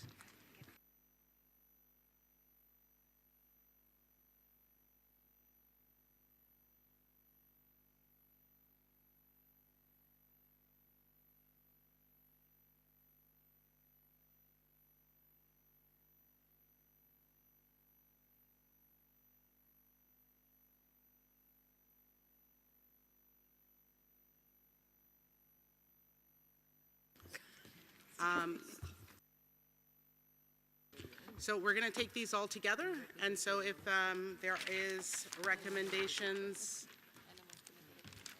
A concerning Tridacna from the Solomon Islands, recommendations B concerning Varanus ornatus from Togo, recommendation C concerning Python regis from Togo, recommendations D concerning Tostudohus feldi from Uzbekistan, recommendation E concerning Pandemus imperator from Togo. With that, I open the floor to members of the Standing Committee.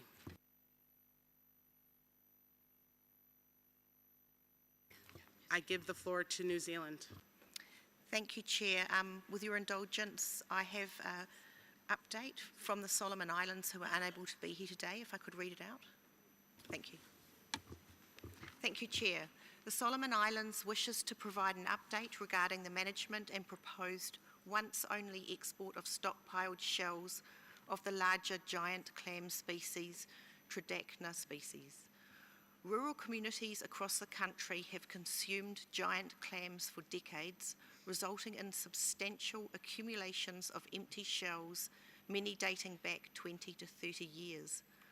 As all giant clam species are listed in CITES Appendix 2, any international trade requires a non-detriment finding confirming that such trade will not negatively affect the survival of the species in the wild. As the designated CITES scientific authority for the Solomon Islands, the Ministry of Fisheries and Marine Resources, MFMR, has assessed the proposed one-off export of stockpiled shells, predominantly Tridacna gigas, and concludes that this export will not be detrimental to wild populations. This conclusion is based on existing national legislation, current management measures, and verified inventories. The export quotas determined by MFMR are as follows: 8,125 shells of Tridacna gigas, 1,076 shells of Tridacna squamosa, and 200 shells of Tridacna derasa. In supporting the Ministry of Environment, Climate Change, Disaster Management and Meteorology, MECDM, as the management authority, the MFMR affirms the following measures. 1. Strict adherence to the approved quota, with all shells to be individually marked, securely stored in a designated facility and exported only under valid licenses and within approved timeframe. 2. Publication of a zero export declaration for all Tridacna species other than those authorised for this one-off export, as well as publication on the CITES website of the total number of stockpiled shells exported. This quota will remain in effect until a non-detriment finding is prepared and approved in accordance with CITES requirements. 3. Provision of an implementation update on recommendations B to F of the Standing Committee for all Tridacna species by 31st of March 2026 to enable consideration of progress at AC 34, should it be considered by the Standing Committee 79. These have already been communicated in writing to the CITES Secretariat. The Solomon Islands confirms its commitment to sustainable management of giant clam resources and to full compliance with CITES requirements. Thank you, Chair. Thank you. I offer the floor to any other concerned parties.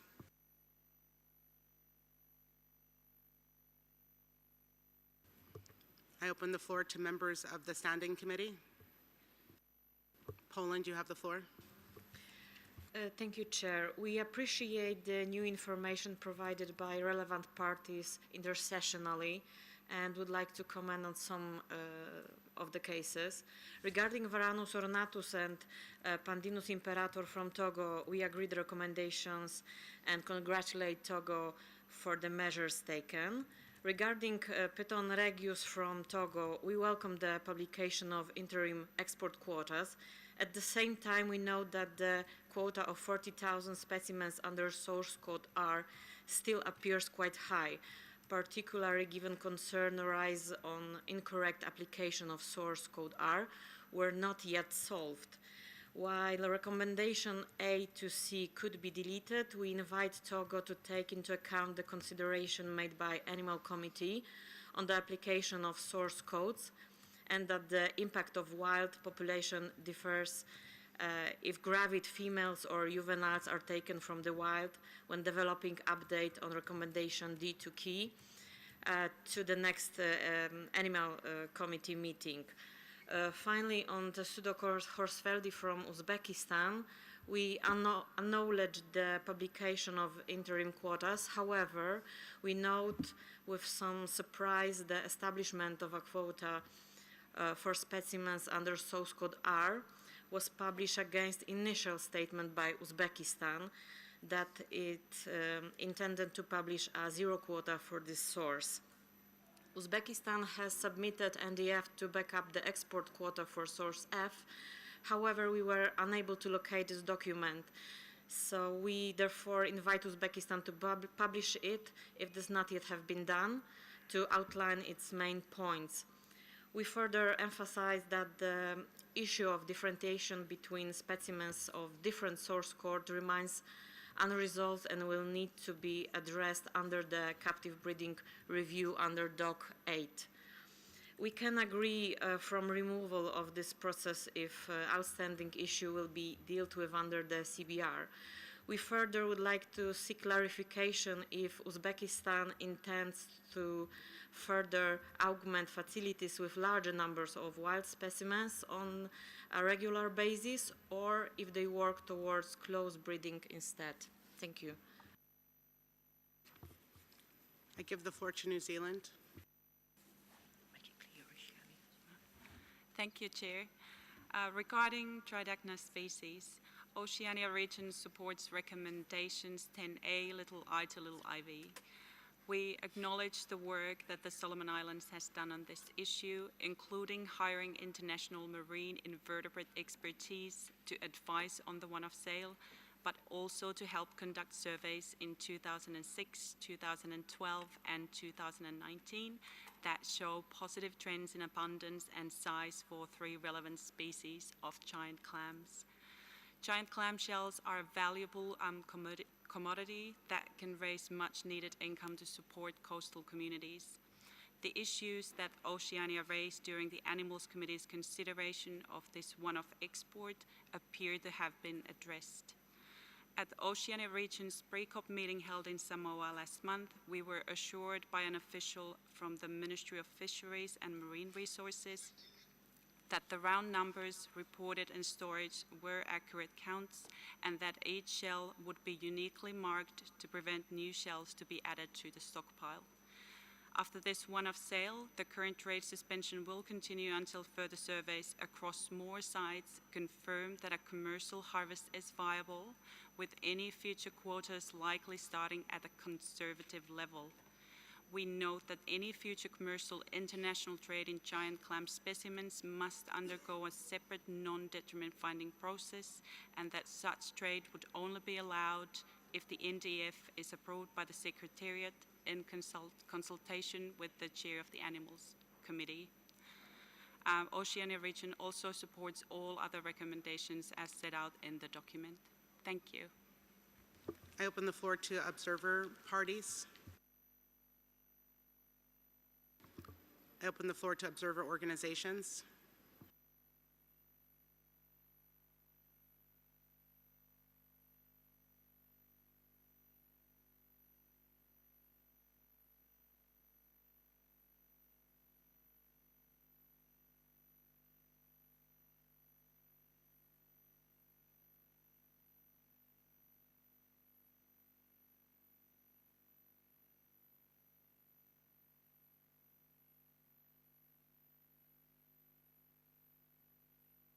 I give the floor to the Secretariat to respond to the question raised by Poland. Thank you, Madam Chair. I would just like to give a little bit of background to what happened with the review of the trade in Testudo horsefieldi from Uzbekistan. And I would refer you to paragraph 8 in the document, where you will note that at SC 78, the Standing Committee removed this case from the review of significant trade, and it reminded Uzbekistan that any increase in the quotas for wild or ranched, noting that there had been a zero quota, which is why the case was removed for these two source codes. But any increase in either of these quotas should be communicated to the chair of the Animals Committee and the Secretariat for their agreement in advance of any trade taking place, with a non-detriment finding, including a justification of how the change is conservative. So following this meeting, Uzbekistan did submit an NDF and proposed quotas for ranch specimens and for F1 and subsequent generations. And the Secretariat consulted with the chair of the Animals Committee on this, and following his agreement, these quotas were published on the CITES website. So the Secretariat is just informing the committee that that Uzbekistan has actually complied with the recommendation from SC 78. Thank you. Thank you, Secretariat.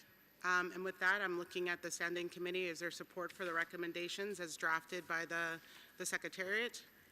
I see nods. Indonesia, you have the floor. Please focus on the recommendations, please. We support the recommendation. Thank you.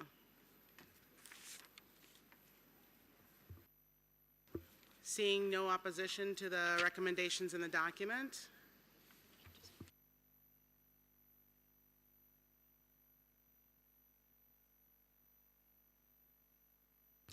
thank you. The committee agrees to the recommendations as outlined in paragraph 10 of the document.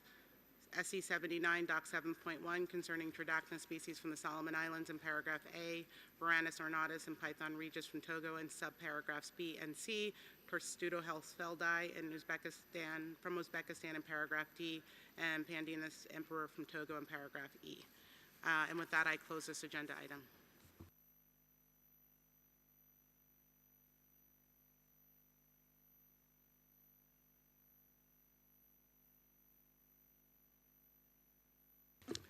The next agenda item is 7.2, implementation of the recommendations of the Plants Committee.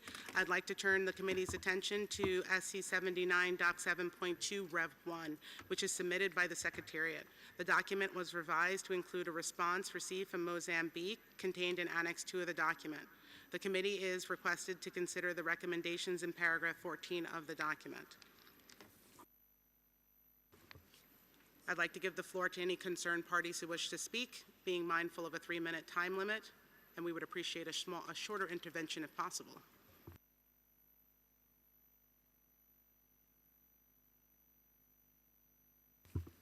I give the floor to Tanzania.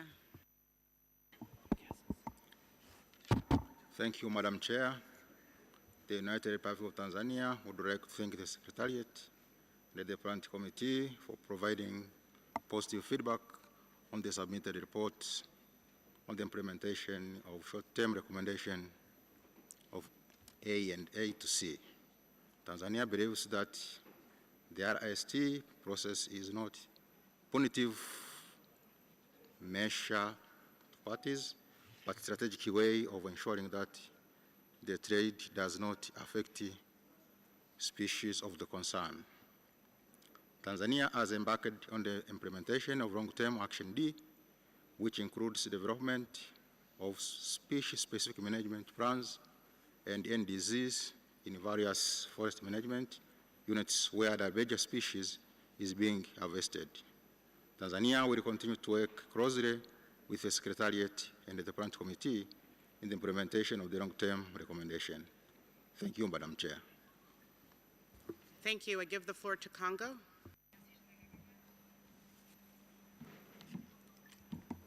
Merci, Madame la Présidente. La République du Congo souhaite tout d'abord remercier le secrétariat pour l'évaluation présentée dans le cadre de l'étude du commerce important des spécimens sur le point relatif au Péricopsis et l'ATA. Le Congo prend acte avec satisfaction la reconnaissance que la recommandation A a été pleinement appliquée, conformément aux échanges techniques avec le secrétariat et la présidence du comité pour les plantes. En ce qui concerne la recommandation B, nous confirmons que toute augmentation éventuelle du quota fera l'objet d'une justification préalable adressée par courrier au secrétariat et à la présidente du comité pour les plantes, conformément aux dispositions requises. Cette justification sera étayée par un avis de commerce non préjudiciable en sigle ACNP qui précisera de manière documentée les bases scientifiques et techniques soutenant toute évolution du quota. En ce qui concerne les recommandations C et D, la République du Congo souhaite préciser que tous les éléments relatifs à la gestion des populations des Péricopsis et l'ATA sur le territoire national sont déjà intégrés dans les plans d'aménagement forestier et les documents de gestion mis en œuvre en République du Congo et validés par le gouvernement. S'agissant des mesures de suivi, notre pays, le Congo, rappelle que dans le cadre de la mise en œuvre de la PVFLET et avec l'appui de l'Union européenne, deux outils essentiels ont été mis en place, à savoir le système de vérification de la légalité SIVL et le système informatisé de vérification de la légalité, en sigle SIVL, un outil informatique garantissant la vérification de la légalité et la traçabilité du bois depuis la forêt jusqu'à l'exportation. Ces dispositifs constituent un socle robuste permettant d'assurer le suivi, le contrôle et la transparence des opérations liées au Péricopsis et l'ATA. Pour la recommandation E, notre pays, le Congo, souhaite rappeler que pour l'ensemble des espèces de bois exploitées sur son territoire, y compris celles inscrites à l'annexe de la CITES, dont le Péricopsis et l'ATA, un suivi annuel des récoltes et de leurs impacts sur les populations est systématiquement réalisé. Ce suivi permet au Congo d'ajuster en continu les mesures de gestion afin de garantir la durabilité des prélèvements et la conservation des populations concernées. L'ensemble des éléments relatifs à l'application des recommandations seront formellement communiquées au secrétaire. Thank you. I give the floor to Mozambique. Everyone, please be mindful of the time limits if we want to complete the agenda.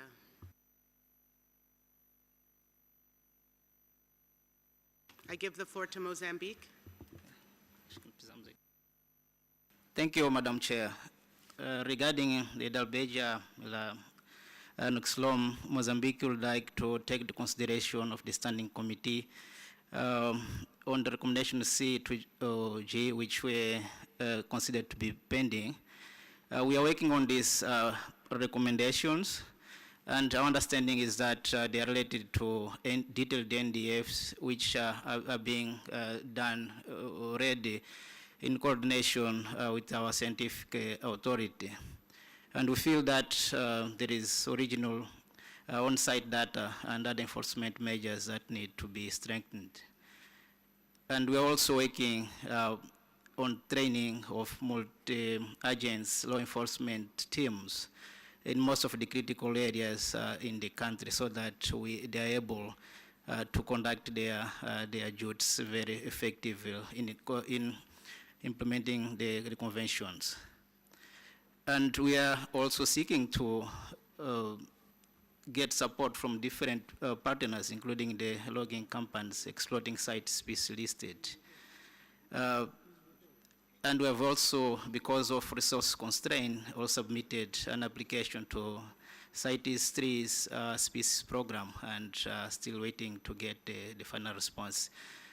So with all this, we believe we'll submit before July a robust NDF based on original scientific data. Thank you.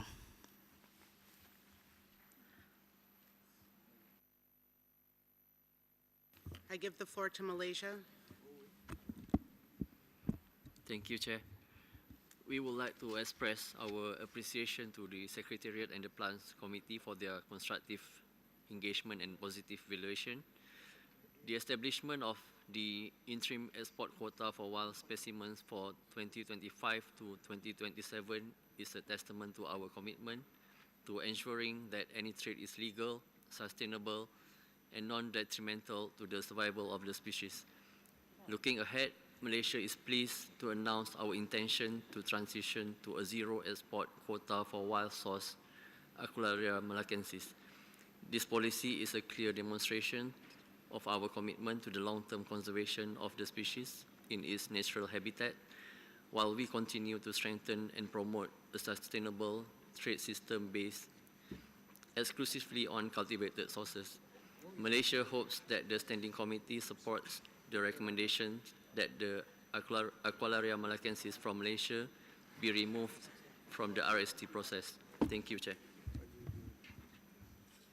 Thank you. I now open it to members of the Standing Committee.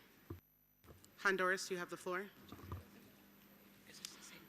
Quiero comentar un mensaje de parte de Nicaragua en relación al punto 11 de Albergia tucurensis.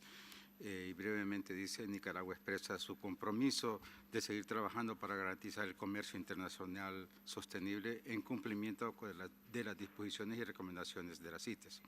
En ese sentido, hemos tenido una comunicación fluida con la Secretaría con el objetivo de implementar un proyecto de estudio poblacional de estas especies para el año de 2026. En el marco de este proyecto también se estudiará el caso de la nomenclatura de esta especie de Dalbergia tucurensis.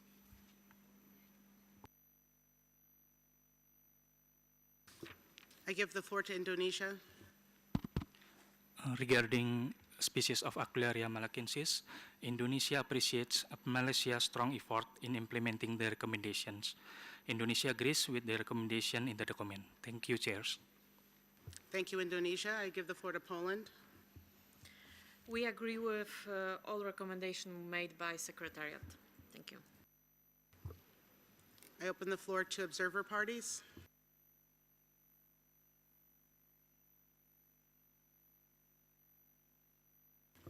I open the floor to observer organizations.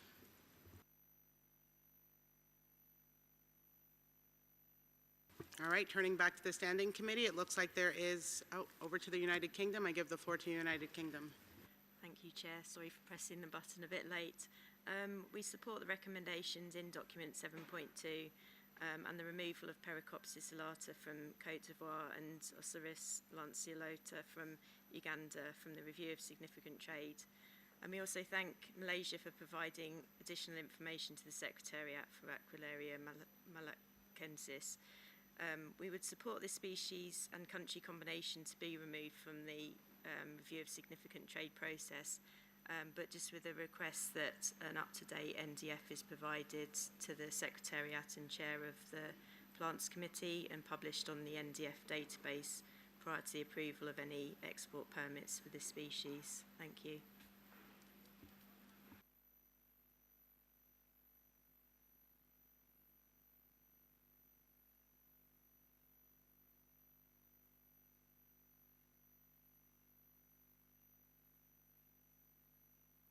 So there seems to be support for the document, the recommendations in paragraph 14 as proposed by the Secretariat. There was an amendment regarding the Aquilaria malacensis from Malaysia, where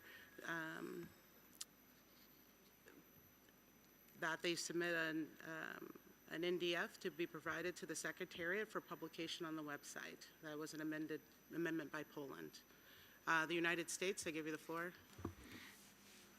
Thank you, Madam Chair. I would ask for some consideration about requiring the NDF to be published on the CITES website. The process normally followed within the Plants Committee is that the non-detriment finding would be shared with the Plants Committee through the chair of the Plants Committee, but we've always talked about the NDF database as being a voluntary location for sharing your NDFs. Thank you. Poland, are you comfortable with the non-detriment finding being shared with the Plans Committee through the chair, as opposed to published on the CITES website? It was the comment from UK, not from Poland. I'm sorry, the United Kingdom. You're nodding. Okay, great.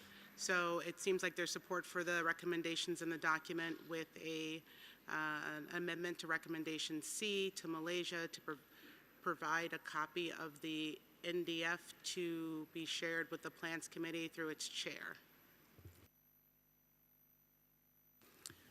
And with that, I close this agenda item.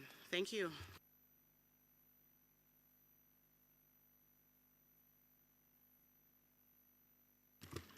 The next agenda item is item 8, implementation of resolution 17.7, Rep Cop 19, on review of trade in animal specimens reported as produced in captivity.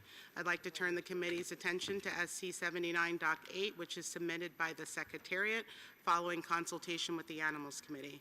You will recall much of this information has been available since SC 78, but the Animals Committee has now had an opportunity to review this information, and in some cases, the parties concerned has provided additional information based on the comments of the Animals Committee. As the document states, the Animals Committee did not have an opportunity to review this additional information, but the Secretariat did take this information into account in its assessment and final recommendation. All of this information is outlined in the tables in Annex 1 of the document. The committee is requested to consider the recommendations in paragraph 32 of the document, which summarizes the findings in Table A, the table in Annex A. As you can see, this is a rather long document, so I seek your indulgence, and I propose that everyone turns to the table in Annex 1, and we'll go through it case by case, one at a time. In each case, I'll offer the concerned party the floor first to make their intervention. Please keep it as short as possible so that we can proceed through as many cases as possible. We will start. Please turn to Annex 1.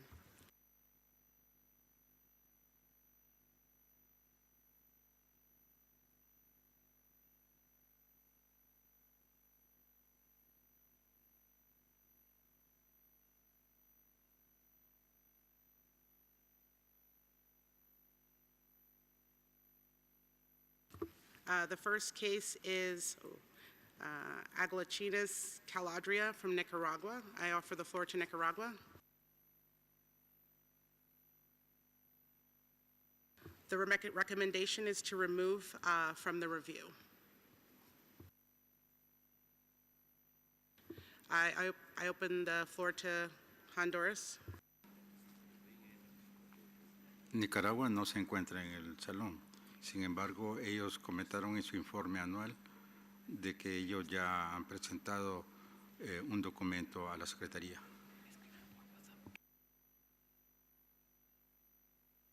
I appreciate that, Honduras. So open the floor to the members of the Standing Committee. I give the floor to Poland. Thanks, Madam Chair. We would like to support the recommendations made by Secretariat. I open the floor to observer parties. I open the floor to observer organizations. I see support from the Standing Committee for the recommendations regarding Nicaragua.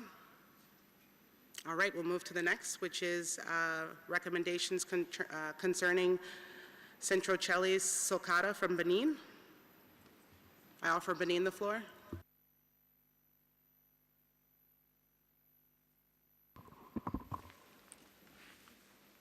Merci. Merci, Madame la Présidente. Le Bénin remercie le secrétariat pour le travail qui a été fait sur l'étude et reconnaît l'importance de fournir les informations au secrétariat.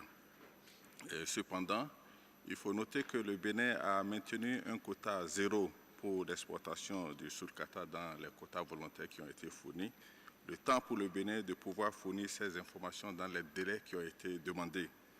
Et donc, nous prenons l'engagement de fournir ces informations et demandons l'indulgence du secrétariat pour maintenir le Bénin dans l'étude du commerce important.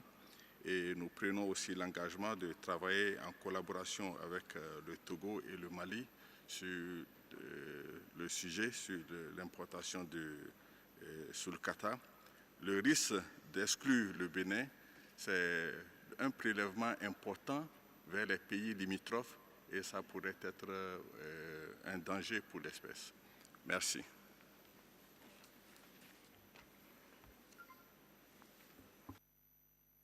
I open the floor to members of the Standing Committee.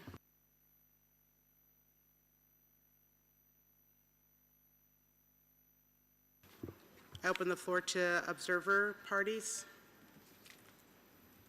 I open the floor to observer organizations.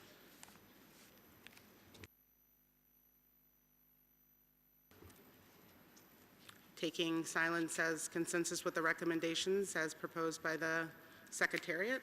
With that, the Standing Committee agrees to the recommendations, recommendation 2 in the table. We can move on to the next case.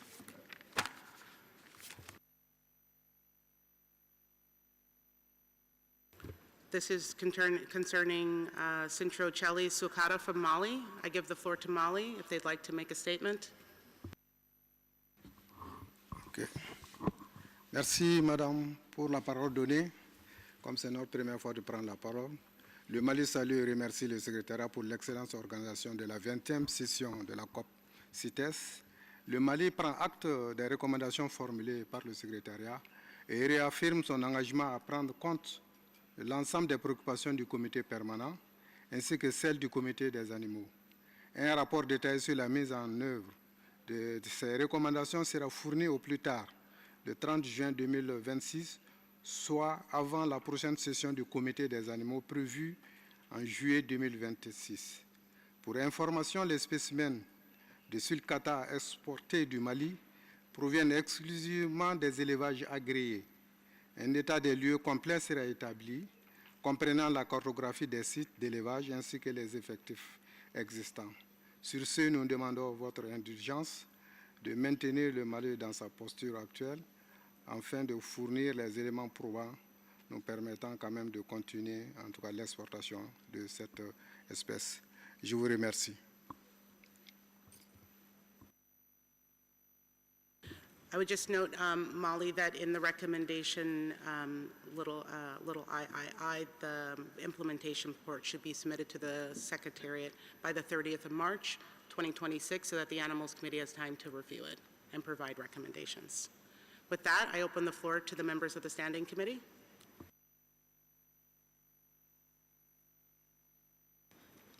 I open the floor to the United States.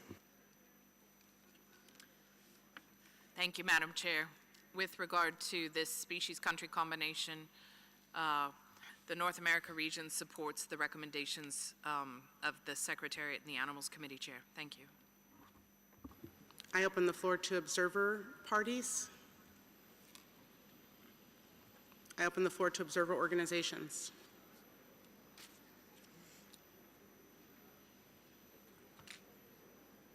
Taking silence as consensus, it seems like there's support for the recommendations in number 3 for Mali for Chelone sulcata. We can move to the next case, which is Chelone sulcata from Togo. And I give the floor to Togo if they'd like to make a statement. Oui, merci beaucoup, Madame la Présidente. Le Togo remercie le secrétariat de la Convention CITES pour déjà l'accompagnement accordé au Togo dans le cadre de la mise en œuvre du projet PARC. Ce projet a permis au Togo de développer déjà des ACNP pour 10 espèces de faune, dont le sulcata. Donc, cette démarche permet déjà de respecter la recommandation qui a été formulée. Nous avons soumis ces ACNP pour le sulcata au secrétariat. Nous avons eu un retour pour pouvoir compléter un certain nombre d'informations. Nous avons également complété pas mal d'informations sur cette espèce. Et de notre point de vue, il y a une avancée qui a été faite. Et sur cette base, nous sollicitons à ce qu'on maintienne le Togo dans le cadre de poursuivre les études et compléter les informations qui puissent permettre de maintenir cette espèce dans le commerce. Je vous remercie. Thank you, Togo. I open the floor to members of the Standing Committee. Open floor to the observer parties. Observer organizations also have the floor now. Taking silence as consensus, it looks like there's support for the recommendations as proposed by the Secretariat. And we can move to the next case, which is concerning Chlamydotis mcqueni from Kazakhstan, and I give the floor to the Secretariat. Thank you, Chair. I would like to provide an update on this case to the members of the committee. Since this document was written, Kazakhstan has confirmed in writing to the Secretariat that since 2008, it has only ever issued permits with purpose codes N or B. No other permits have been issued for any other purposes, including commercial purposes. Concerning the export of 460 live birds from Kazakhstan to Uzbekistan in 2022, Kazakhstan has provided a copy of the export permit which confirms that the source code C and purpose code N were used. Therefore, the Secretariat is proposing to amend the recommendation concerning trade in Chlamydotis mcqueni from Kazakhstan to the following. The Standing Committee is invited to remove Chlamydotis mcqueni from Kazakhstan from the review. Thank you.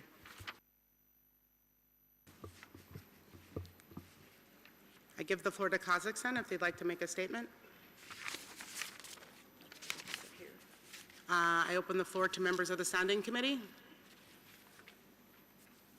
Opening Indonesia, you have the floor. We agree with the Secretariat. Thank you. I open the floor to members, observer parties. I open the floor to observer organizations. Turning back to the Standing Committee, it seems like there's support for the revised recommendation as the Secretariat. All right, with that, we agree to the recommendations in box number 5. As amended by the Secretariat, to remove Kazakhstan from the review.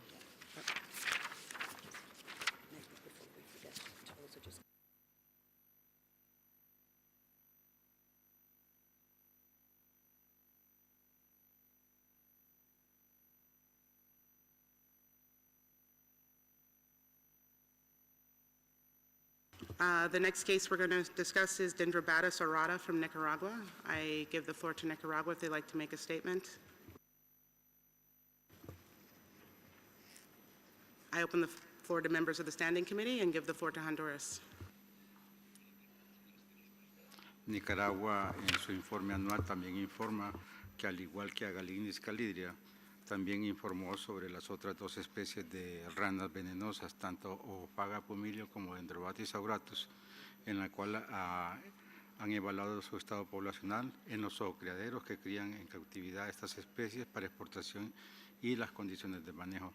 Igualmente, Nicaragua informa que como resultado se elaboraron informes de gestión específicos para cada especie y un informe complementario que consolida la información técnica. Asimismo, se elaboró un informe complementario a las recomendaciones realizadas por el Comité de Fauna.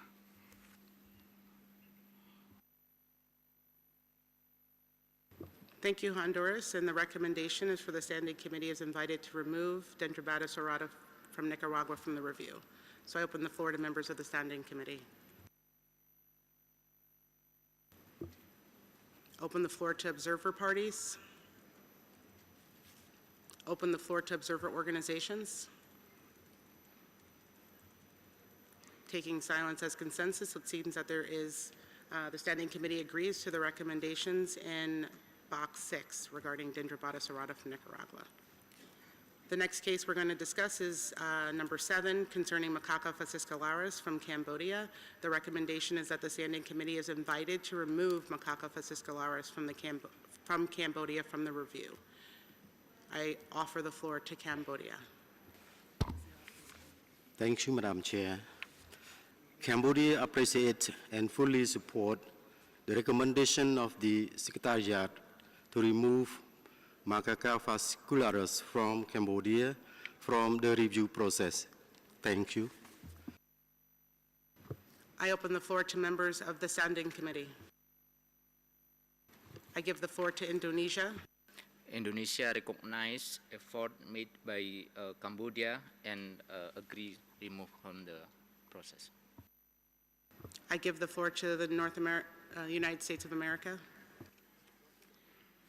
Thank you, Chair.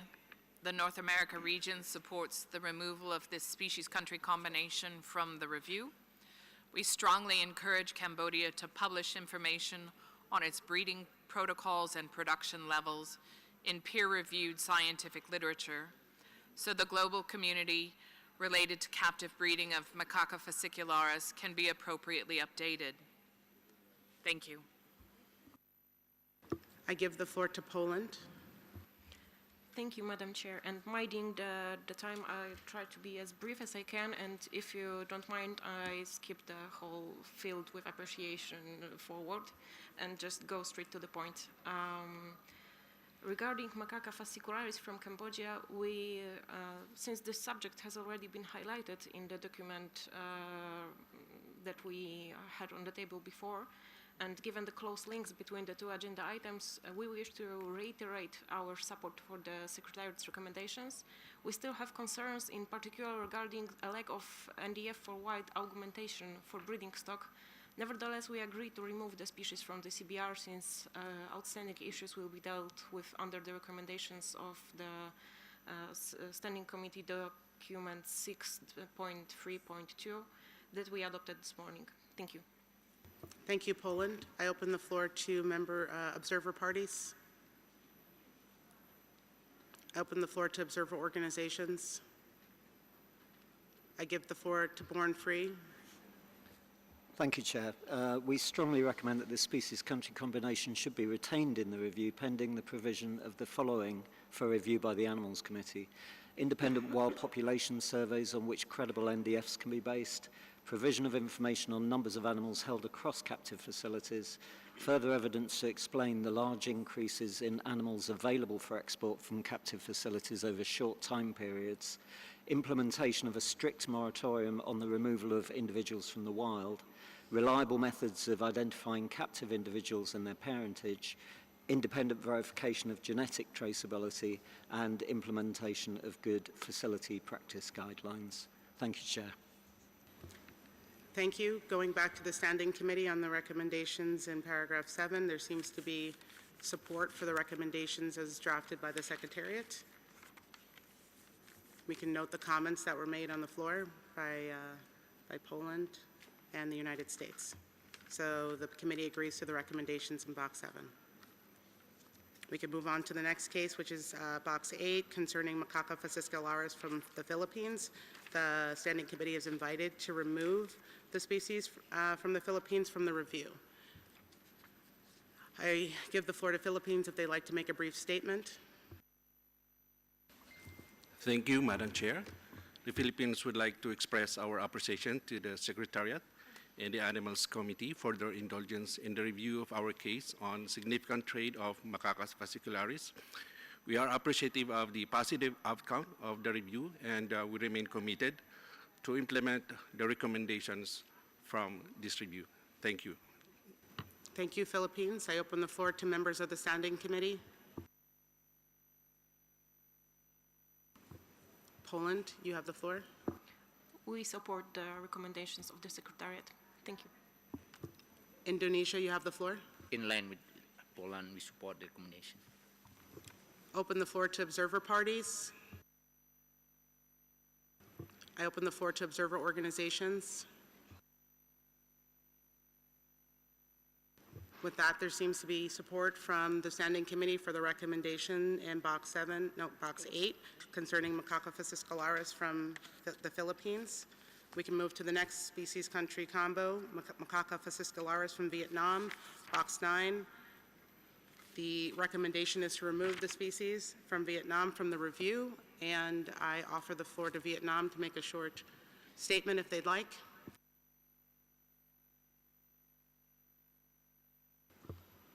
Open the floor to members of the Standing Committee.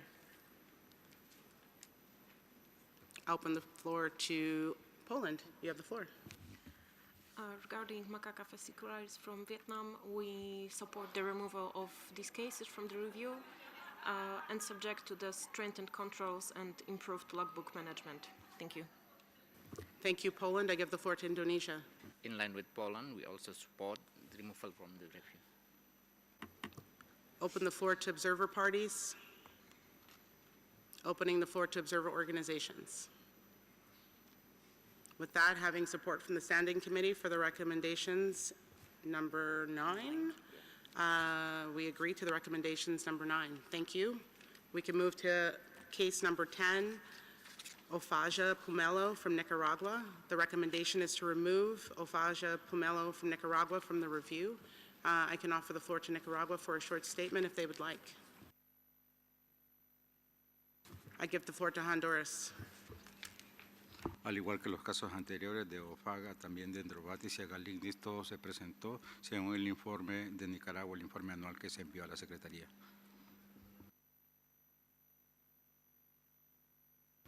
Open the floor to members of the Standing Committee. Opening the floor to observer parties. Opening the floor to observer organizations. Taking silence as consensus, it seems that there is support for the recommendations in Box 10 concerning Ophaga pumelo from Nicaragua. We can move to the next case concerning Testudo Greco from Georgia. Jordan. I open the floor to Jordan if they'd like to make a brief statement.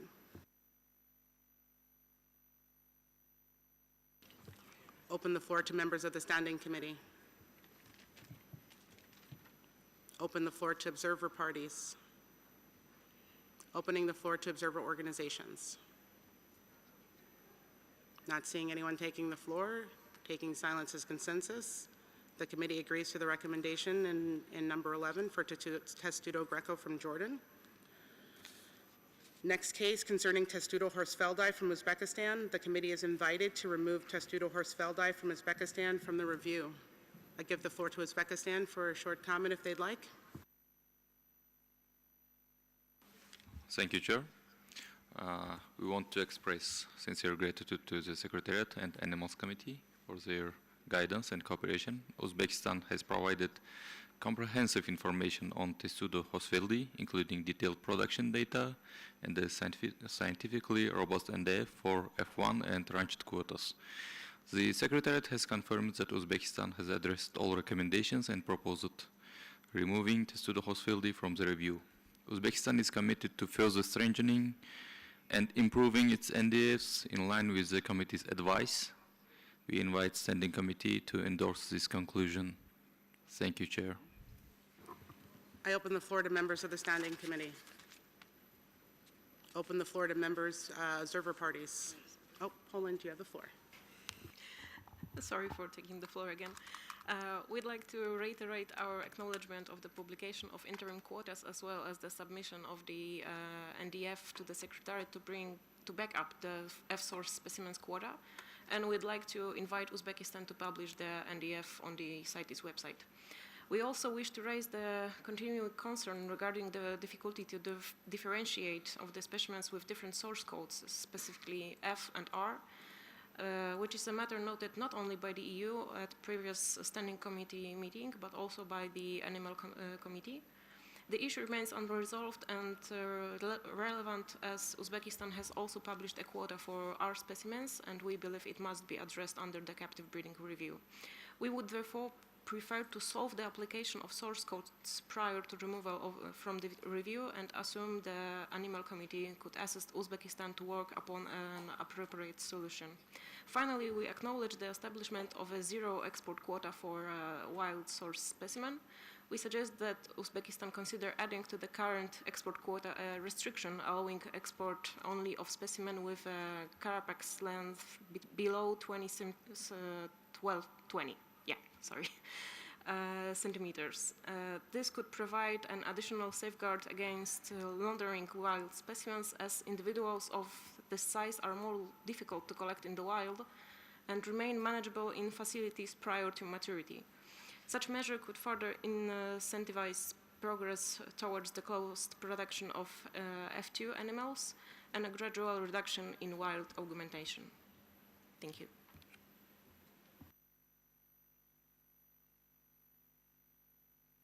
Just to clarify, Poland, you're asking for, in addition to the quotas that are published on the website, to have the size restriction included in the information?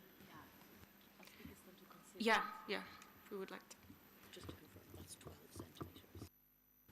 And to confirm that is 12 centimeters? Yeah. Got it. I'm opening the floor to any other members of the Standing Committee. Opening the floor to observer parties. Indonesia, you have the floor. We basically agree with the recommendation as the presented in the document. However, implementing the size restriction should be consulted to the Animal Committee before it goes to the Standing Committee, I think. I'd like to ask Uzbekistan if they are agreement and amenable to publishing the size restriction of the tortoises on the website alongside the quota. Well, we need to discuss it with our colleagues. Maybe we can organize some intersessional working group to discuss it. Or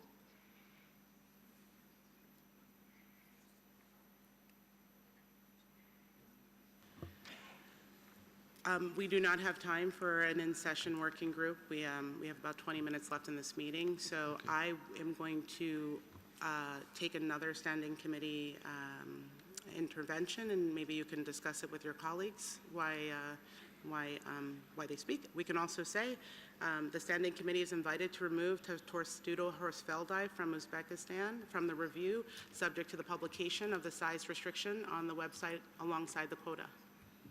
That is a revised recommendation by Poland. And I give the floor to the United States. Speaking on behalf of the United States, we support the comments from Poland. Thank you. I open the floor to observer parties. I already did. Yeah. Observer organizations. Born Free. Thank you, Chair. We recommend maintaining the species country combination in the review, noting that a recent study documents concerns regarding possible potential fraud. We also note that take of wild specimens for direct export continues and recommend that Uzbekistan should suspend take of wild specimens until a population survey can be conducted and the Animals Committee has had an opportunity to consider the data. Thank you. So I'm going to turn back to the Standing Committee. We have a revised recommendation by Poland. I wanted to get the Standing Committee's thoughts on the revised recommendation.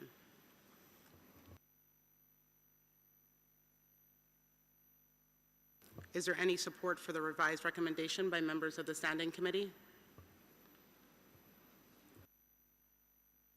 The United States? Thank you, Chair. On behalf of the North America region, we support the recommendations, the additional from Poland as read out by you. Thank you. The United Kingdom? Thank you. We share the same view as the US. Thank you. Kenya? Chair, we support that recommendation and then get Uzbekistan work on determining the size of the plastron carapace length that will be applicable based on, of course, science and determination of what size they will apply. So we agree with the recommendation. It's open, but then they need to communicate about the size that they will limit to. Thank you.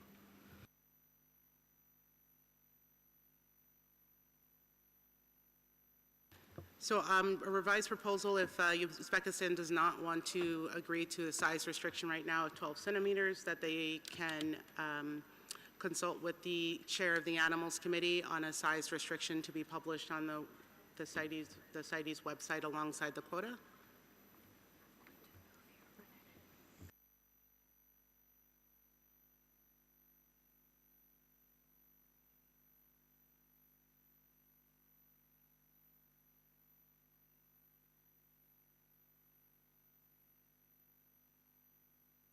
Is that amenable that the chair of the Animals Committee and Uzbekistan will agree on a size restriction, and that size restriction will be published on the CITES website alongside the quota?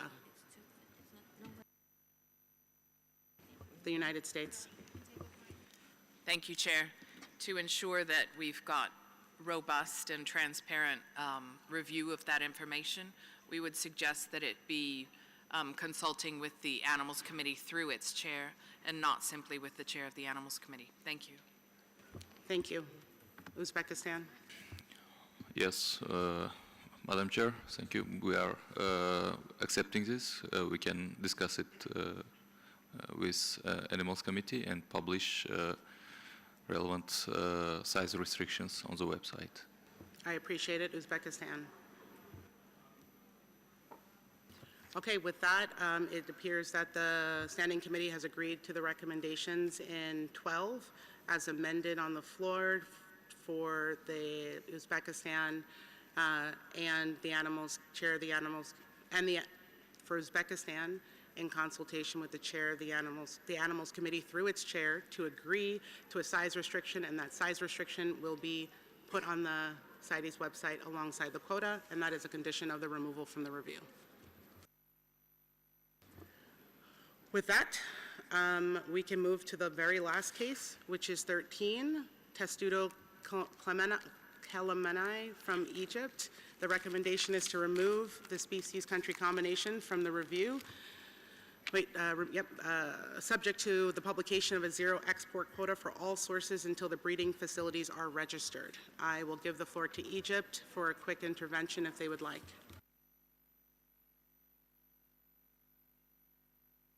Open the floor to members of the Standing Committee. Poland, you have the floor. Last one. We support the removal of the case from the review, subject to the strengthened controls and improved logbook management, as well as in Macaca fascicularis from Vietnam. Thank you. I open the floor to observer parties, observer organizations. With that, the committee agrees to the recommendations in paragraph 13. And I just would summarize that the Secretariat has, the Standing Committee has agreed to the recommendations found in document 32, all the recommendations. What? Do we have the- With the exception of the translation? With the exception.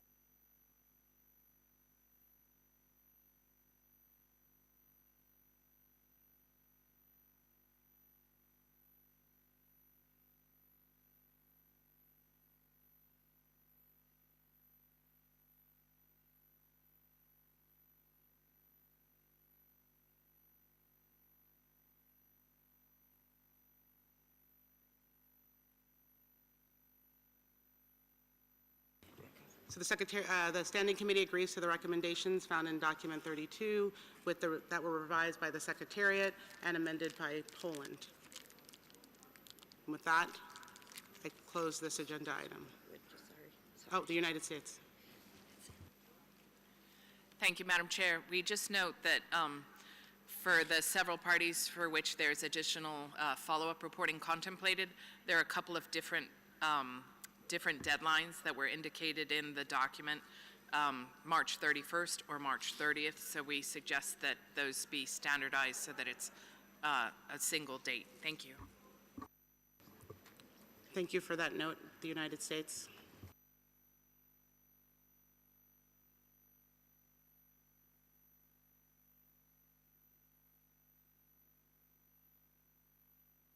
As amended. Okay, thank you very much. We'll note that, that remark for the Secretary to take in consideration, and though the Standing Committee agrees to the recommendations in Annex 1 to the document as revised by the Secretariat and also revised by Poland for those individual species country combinations. Thank you. And with that, I close the document.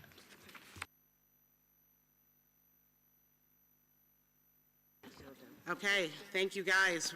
The next agenda item is number 9, reporting on catch locations for the introduction of the sea. I'd like to turn your attention to SC 79, Doc 9, which is submitted by the Secretariat. The committee is requested to consider the recommendations in paragraph 10 of the document. I will first open the floor to members of the Standing Committee. I give the floor to Japan. Thank you, Madam Chair. Japan has 2 comments on this agenda item. First, regarding the inclusion of the catch location information described in Annex 1, Japan prefers using ocean basins rather than FAO measure fishing areas because this approach would minimize the burden on parties as the Secretariat originally recommended as SC 78. Second, Japan would like to propose 3 amendments to the practical guidance described in Annex 2. First, regarding the last part of the second sentence of paragraph 2, Japan proposes changing the word must to should because this guidance is not legally binding. Second, regarding the first sentence of paragraph 3, Japan proposes adding the words and/or other related organizations after the words should be submitted to the National Fisheries Authority and adding in accordance with national and/or international regulations at the end of the same sentence. This is because catch information is sometimes reported not only to the national authorities, but also to the local authorities. And domestic registration and relevant international rules may vary depending on the species. Finally, regarding the last words of paragraph 3, Japan proposes deleting the words or system of traceability because traceability systems differ among parties and specimens that are not part of the international trade may still fall under those systems which are outside the mandate of CITES. Thank you very much. Thank you, Japan. I open the floor to observer parties. I open the floor to observer organizations. Give the floor to Poland. Thank you, Madam Chair. We would like to support recommendation A and take note of the guidance in the Annex 2. As the EU and its member states, we consider the suggested additions to the guidelines for preparation and submission of CITES annual reports for inclusion of catch locations pertinent and feasible. We think that the inclusion of the catch location in the new column is very important and shouldn't be optional, otherwise the global picture of the trade in the catch locations can be achieved and be reliable. The practical guidance on how parties can consistently and accurately collect this information for all relevant trade included in Annex 2 seems an important, useful and adequate tool to achieve data about catch locations and clarify where Elasmobranchis species are really captured to allow the assessment of the sustainability of those catches. In order to reduce the burden on management authorities, this information should be included in the permit or certificate by the applicant in a justified manner. Thank you. Give the floor to the United States. Thank you, Madam Chair. The North America region is supportive of further exploring reporting catch locations for CITES listed marine species in the CITES annual reports, and we appreciate the edits proposed in the document. However, the document's recommendations are premature given the divergent views of the parties at SC 78, and further discussions are needed for implementation logistics. As mentioned in the document itself, approving the guidelines additions would require amendments to Resolution Comp 12.3, Rev COP 19 on permits and certificate, and more time is needed to develop such amendments. It would be premature to approve changes to the guidelines without the confidence of the parties adopting changes to the resolution that directly impacts the ability to implement the addition of catch locations. So the North America region would prefer to have additional discussions in the next intersessional period to address implementation concerns and the appropriate mechanism to ensure consistent reporting of catch location by all parties. So with that said, we do not approve of the suggested addition to the guidelines in Annex 1, and the North America region in the capacity as parties will propose an additional draft decision under COP 20 Doc 88.1 on sharks and rays to direct the Standing Committee to further consider the feasibility of including the addition of catch locations in the annual report and further develop practical guidance on how parties can consistently and accurately collect the information for all relevant trade. Thank you, North American region. I give the floor to the Russian Federation. Thank you, Madam Chair. We believe that the issue of including information on the place of the catch in the reporting data is premature at this stage and requires further analysis and detailed consideration. Thank you. Give the floor to the United Kingdom. Thank you, Chair. We support the recommendations of the Secretariat and encourage parties to make use of the proposed guidance on reporting catch location information. We do recognise that parties may face challenges in the logistics of this reporting, including neatly separating specimens into the two source codes, W and X. As the US has noted, we recognise also that in addition to the proposed guidelines, the Secretariat identifies that further actions may be required to implement the reporting, including the potential amendment of Res Comp 12.3 and modifications to the CITES Trade Database. The UK therefore considers there might be value in SC reviewing progress on the reporting of catch location information, including implementation challenges, and making recommendations to COP21.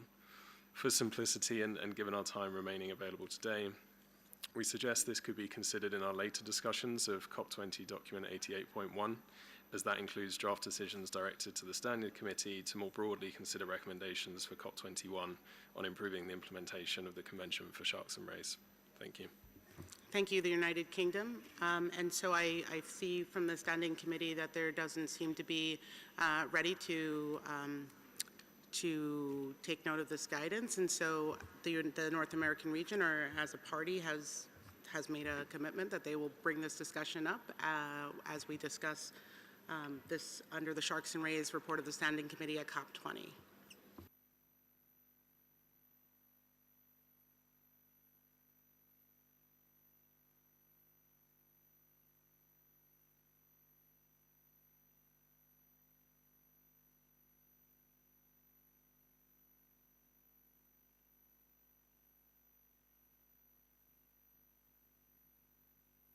So the Standing Committee agrees to refer this discussion to COP20 when Doc 88.1 is being discussed. Great. With that, I close this agenda item. The next one up is item 10, risk assessment and analysis for border control of CITES listed species. I'd like to turn your attention to SC 79 Doc 10, which was submitted by the Secretariat. The committee is requested to consider the recommendations in paragraph 7 of the document, which is to endorse the guidance on risk assessment and inspections for CITES control and propose the deletion of decisions 19.153 to 19.154. I give the floor to the Secretariat to make a brief statement. Thank you, Madam Chair. The draft guidance in the annex was first presented at SC 78, followed by an online consultation in March this year, as directed by SC 78. It has since been revised based on comments received. In addition, the United States has proposed 3 minor amendments to the guidance available in the annex of this document. The first amendment is in preface, page 4, under the intended users of the guidelines.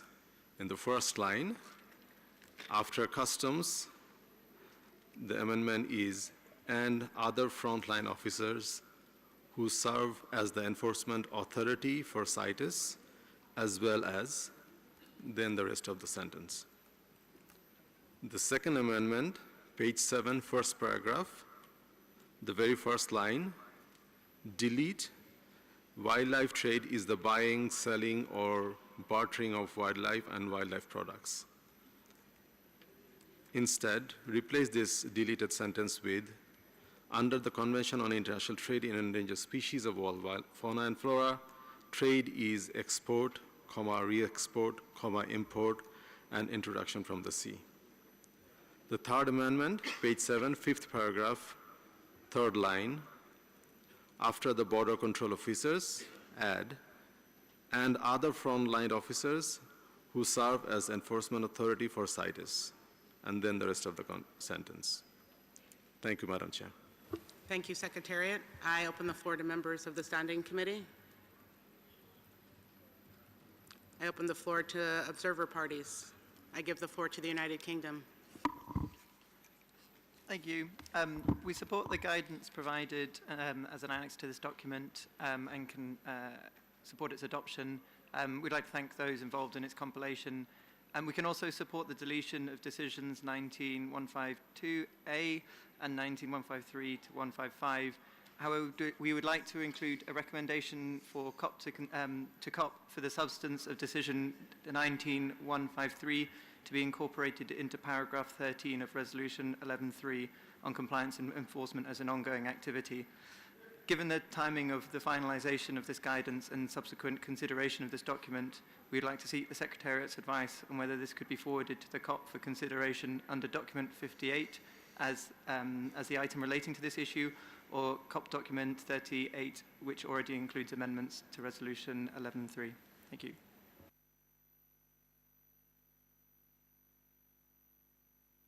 The United Kingdom, this is something you can raise when the document is being discussed at the COP. Okay, great. I open the floor to observer parties. Opening the floor to observer organizations.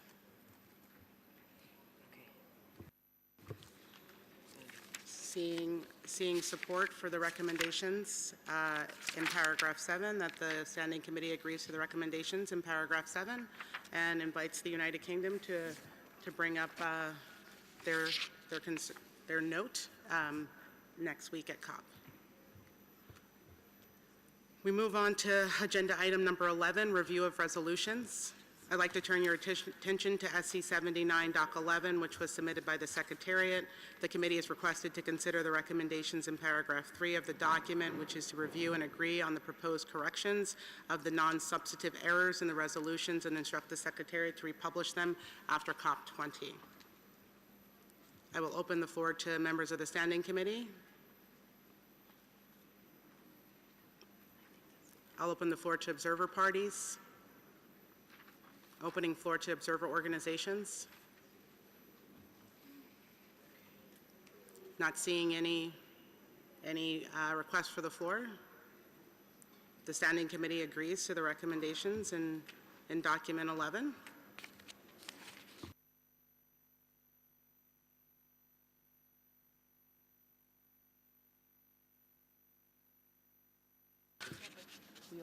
Yeah, thank you for the interpreters for giving us an extra 15 minutes. We appreciate it. We are almost there. Next up, with that I close the agenda item number 11. Next up is agenda item number 12, Spix-Macaw, dialogue amongst the CITES management authorities of a number of parties holding Spix-Macaw. I'd like to turn your attention to SC 79.12, which is submitted by Brazil in consultation with Germany, Belgium, Denmark, India, and Switzerland. The committee is invited to consider the recommendations in paragraph 12 of the document. I first give the floor to Brazil if they'd like to make a quick note. Thank you very much, Madam Chair. As you know, the Spix-Macaw, or Ararinha Azul, as you call it, holds profound ecological, cultural, and symbolic importance for Brazil. Ecologically, it's a flagship species of the Caatinga, one of Brazil's most unique biomes. Culturally, the Ararinha Azul, or Spix-Macaw, is an iconic part of Brazil's natural heritage and a symbol of country's extraordinary biodiversity. Its extinction in the wild became a powerful reminder of the urgent need for collaborative international action to ensure its conservation. The Spix-Macaw dialogue among management authorities has allowed for a positive exchange of information. Despite some limitations and challenges for information exchange facing during the dialogue, Brazil believes its final results as positive, especially for recognizing the importance of promoting awareness for the Spix-Macaw Population Management Program of Brazil. Thanks. Thank you, Brazil. Would any of the other countries like to make a brief statement? Otherwise, I'll open the floor to members of the Standing Committee.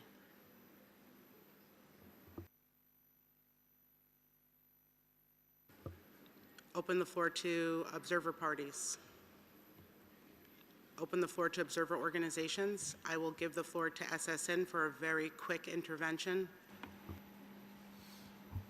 Thank you, Madam Chair. This intervention is on behalf of SSN, Pro Wildlife, World Parrot Trust, Wildlife Conservation Society, and WWF.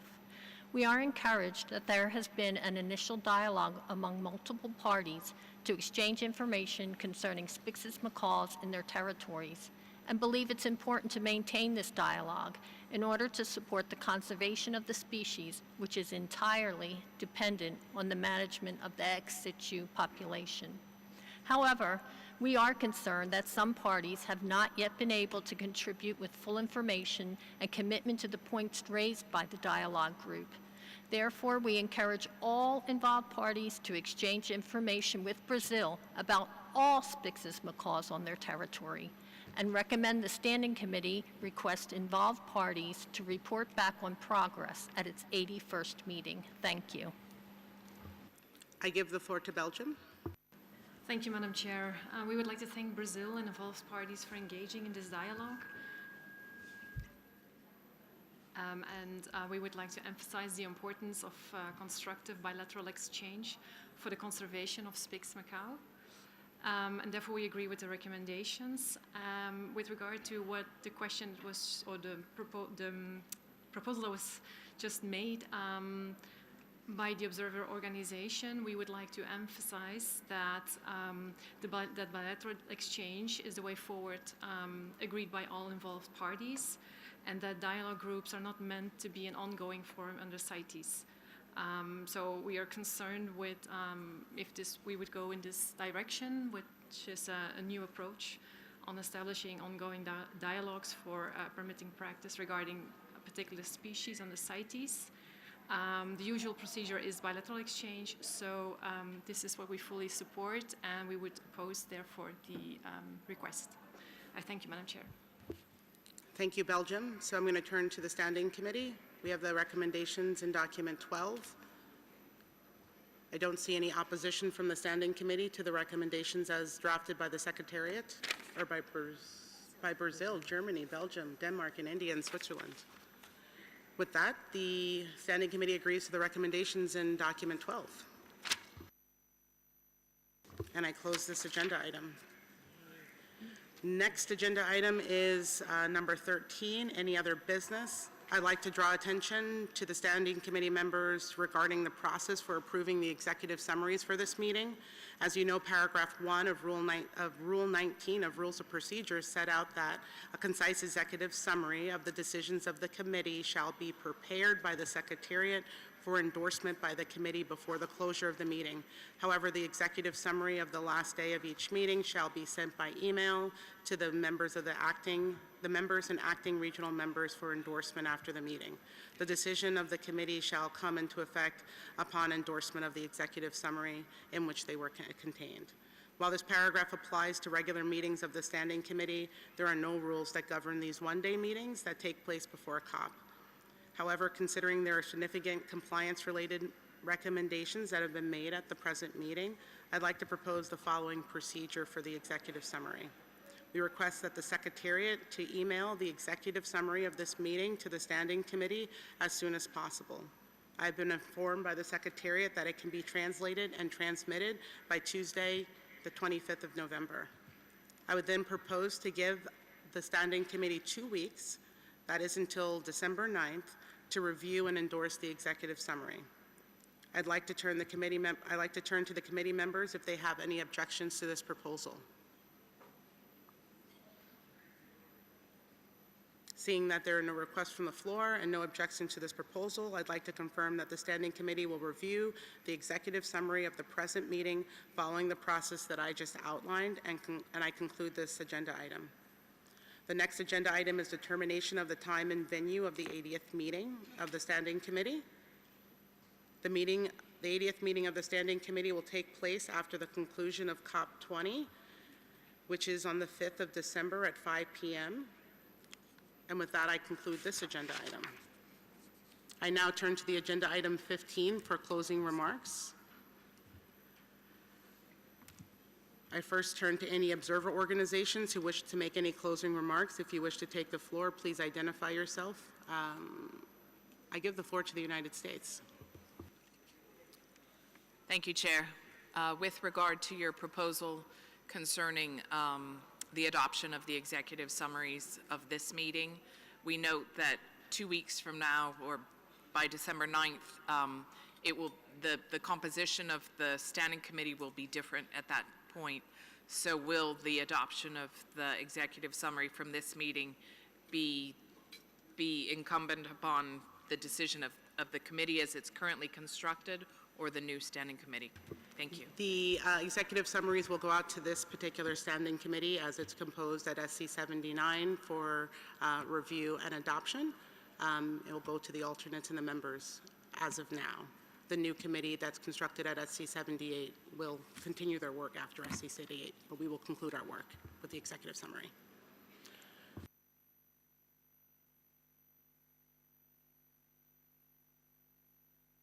I give the floor to the Secretary General for closing remarks.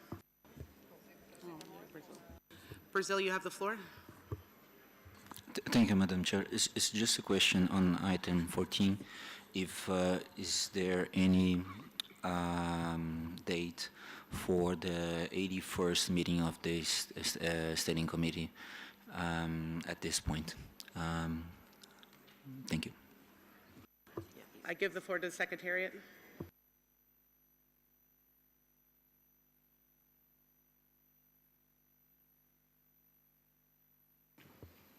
It is November 2026, and we're trying to find the exact dates, but just to give you an overall idea, right now it's November 2026. Yeah, we're looking the week.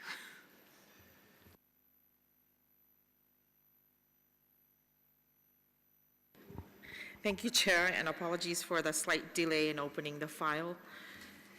The 81st meeting of the Standing Committee will be held from the 2nd to the 6th of November, 2026, at the moment at CICG in Geneva, which also means that the document deadline will be the 3rd of September, 2026. Thank you, Chair.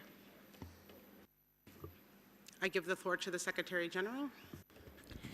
Thank you, Madam Chair. With deepest thanks to the interpreters for allowing a few more minutes. I won't take too much time, just to say thank you to all for your efficient and constructive work today. And thank you to all for all the intercessional work that you have done, the three committees, the partners, the parties, the Secretariat, everybody who has worked very hard to ensure that we could have the documents and the work that was carried out during the intercessional period.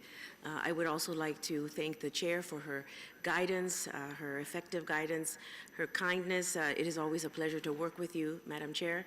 And just a quick note to also remember Ms. Rosemary Nam, who took early retirement and was not able to join us, just to make sure that we send her a wave at her, because she could probably, but we can't see you so much on the screen. We'll wave on your behalf because I think she's watching us right now. Or maybe a short applause for her work.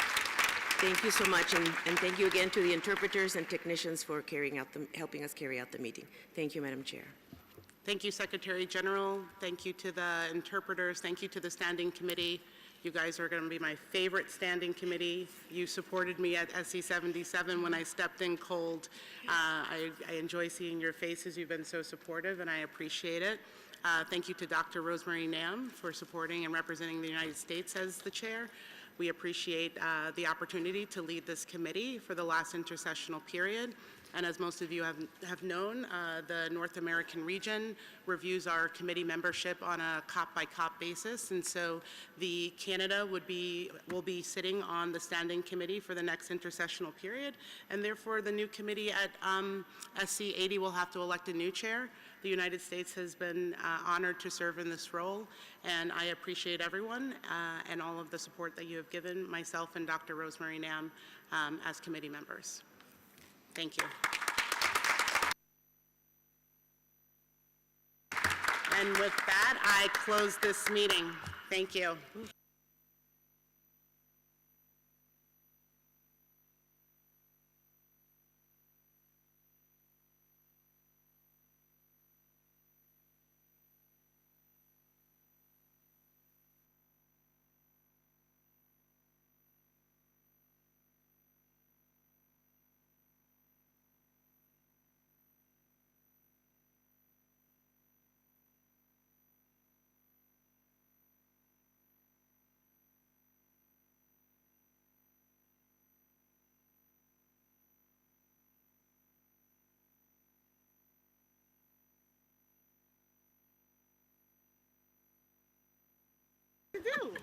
Quick announcement. We would like to ask the Standing Committee members to come to the stage, please, so that we can have a group photograph. Standing Committee members to the stage, please.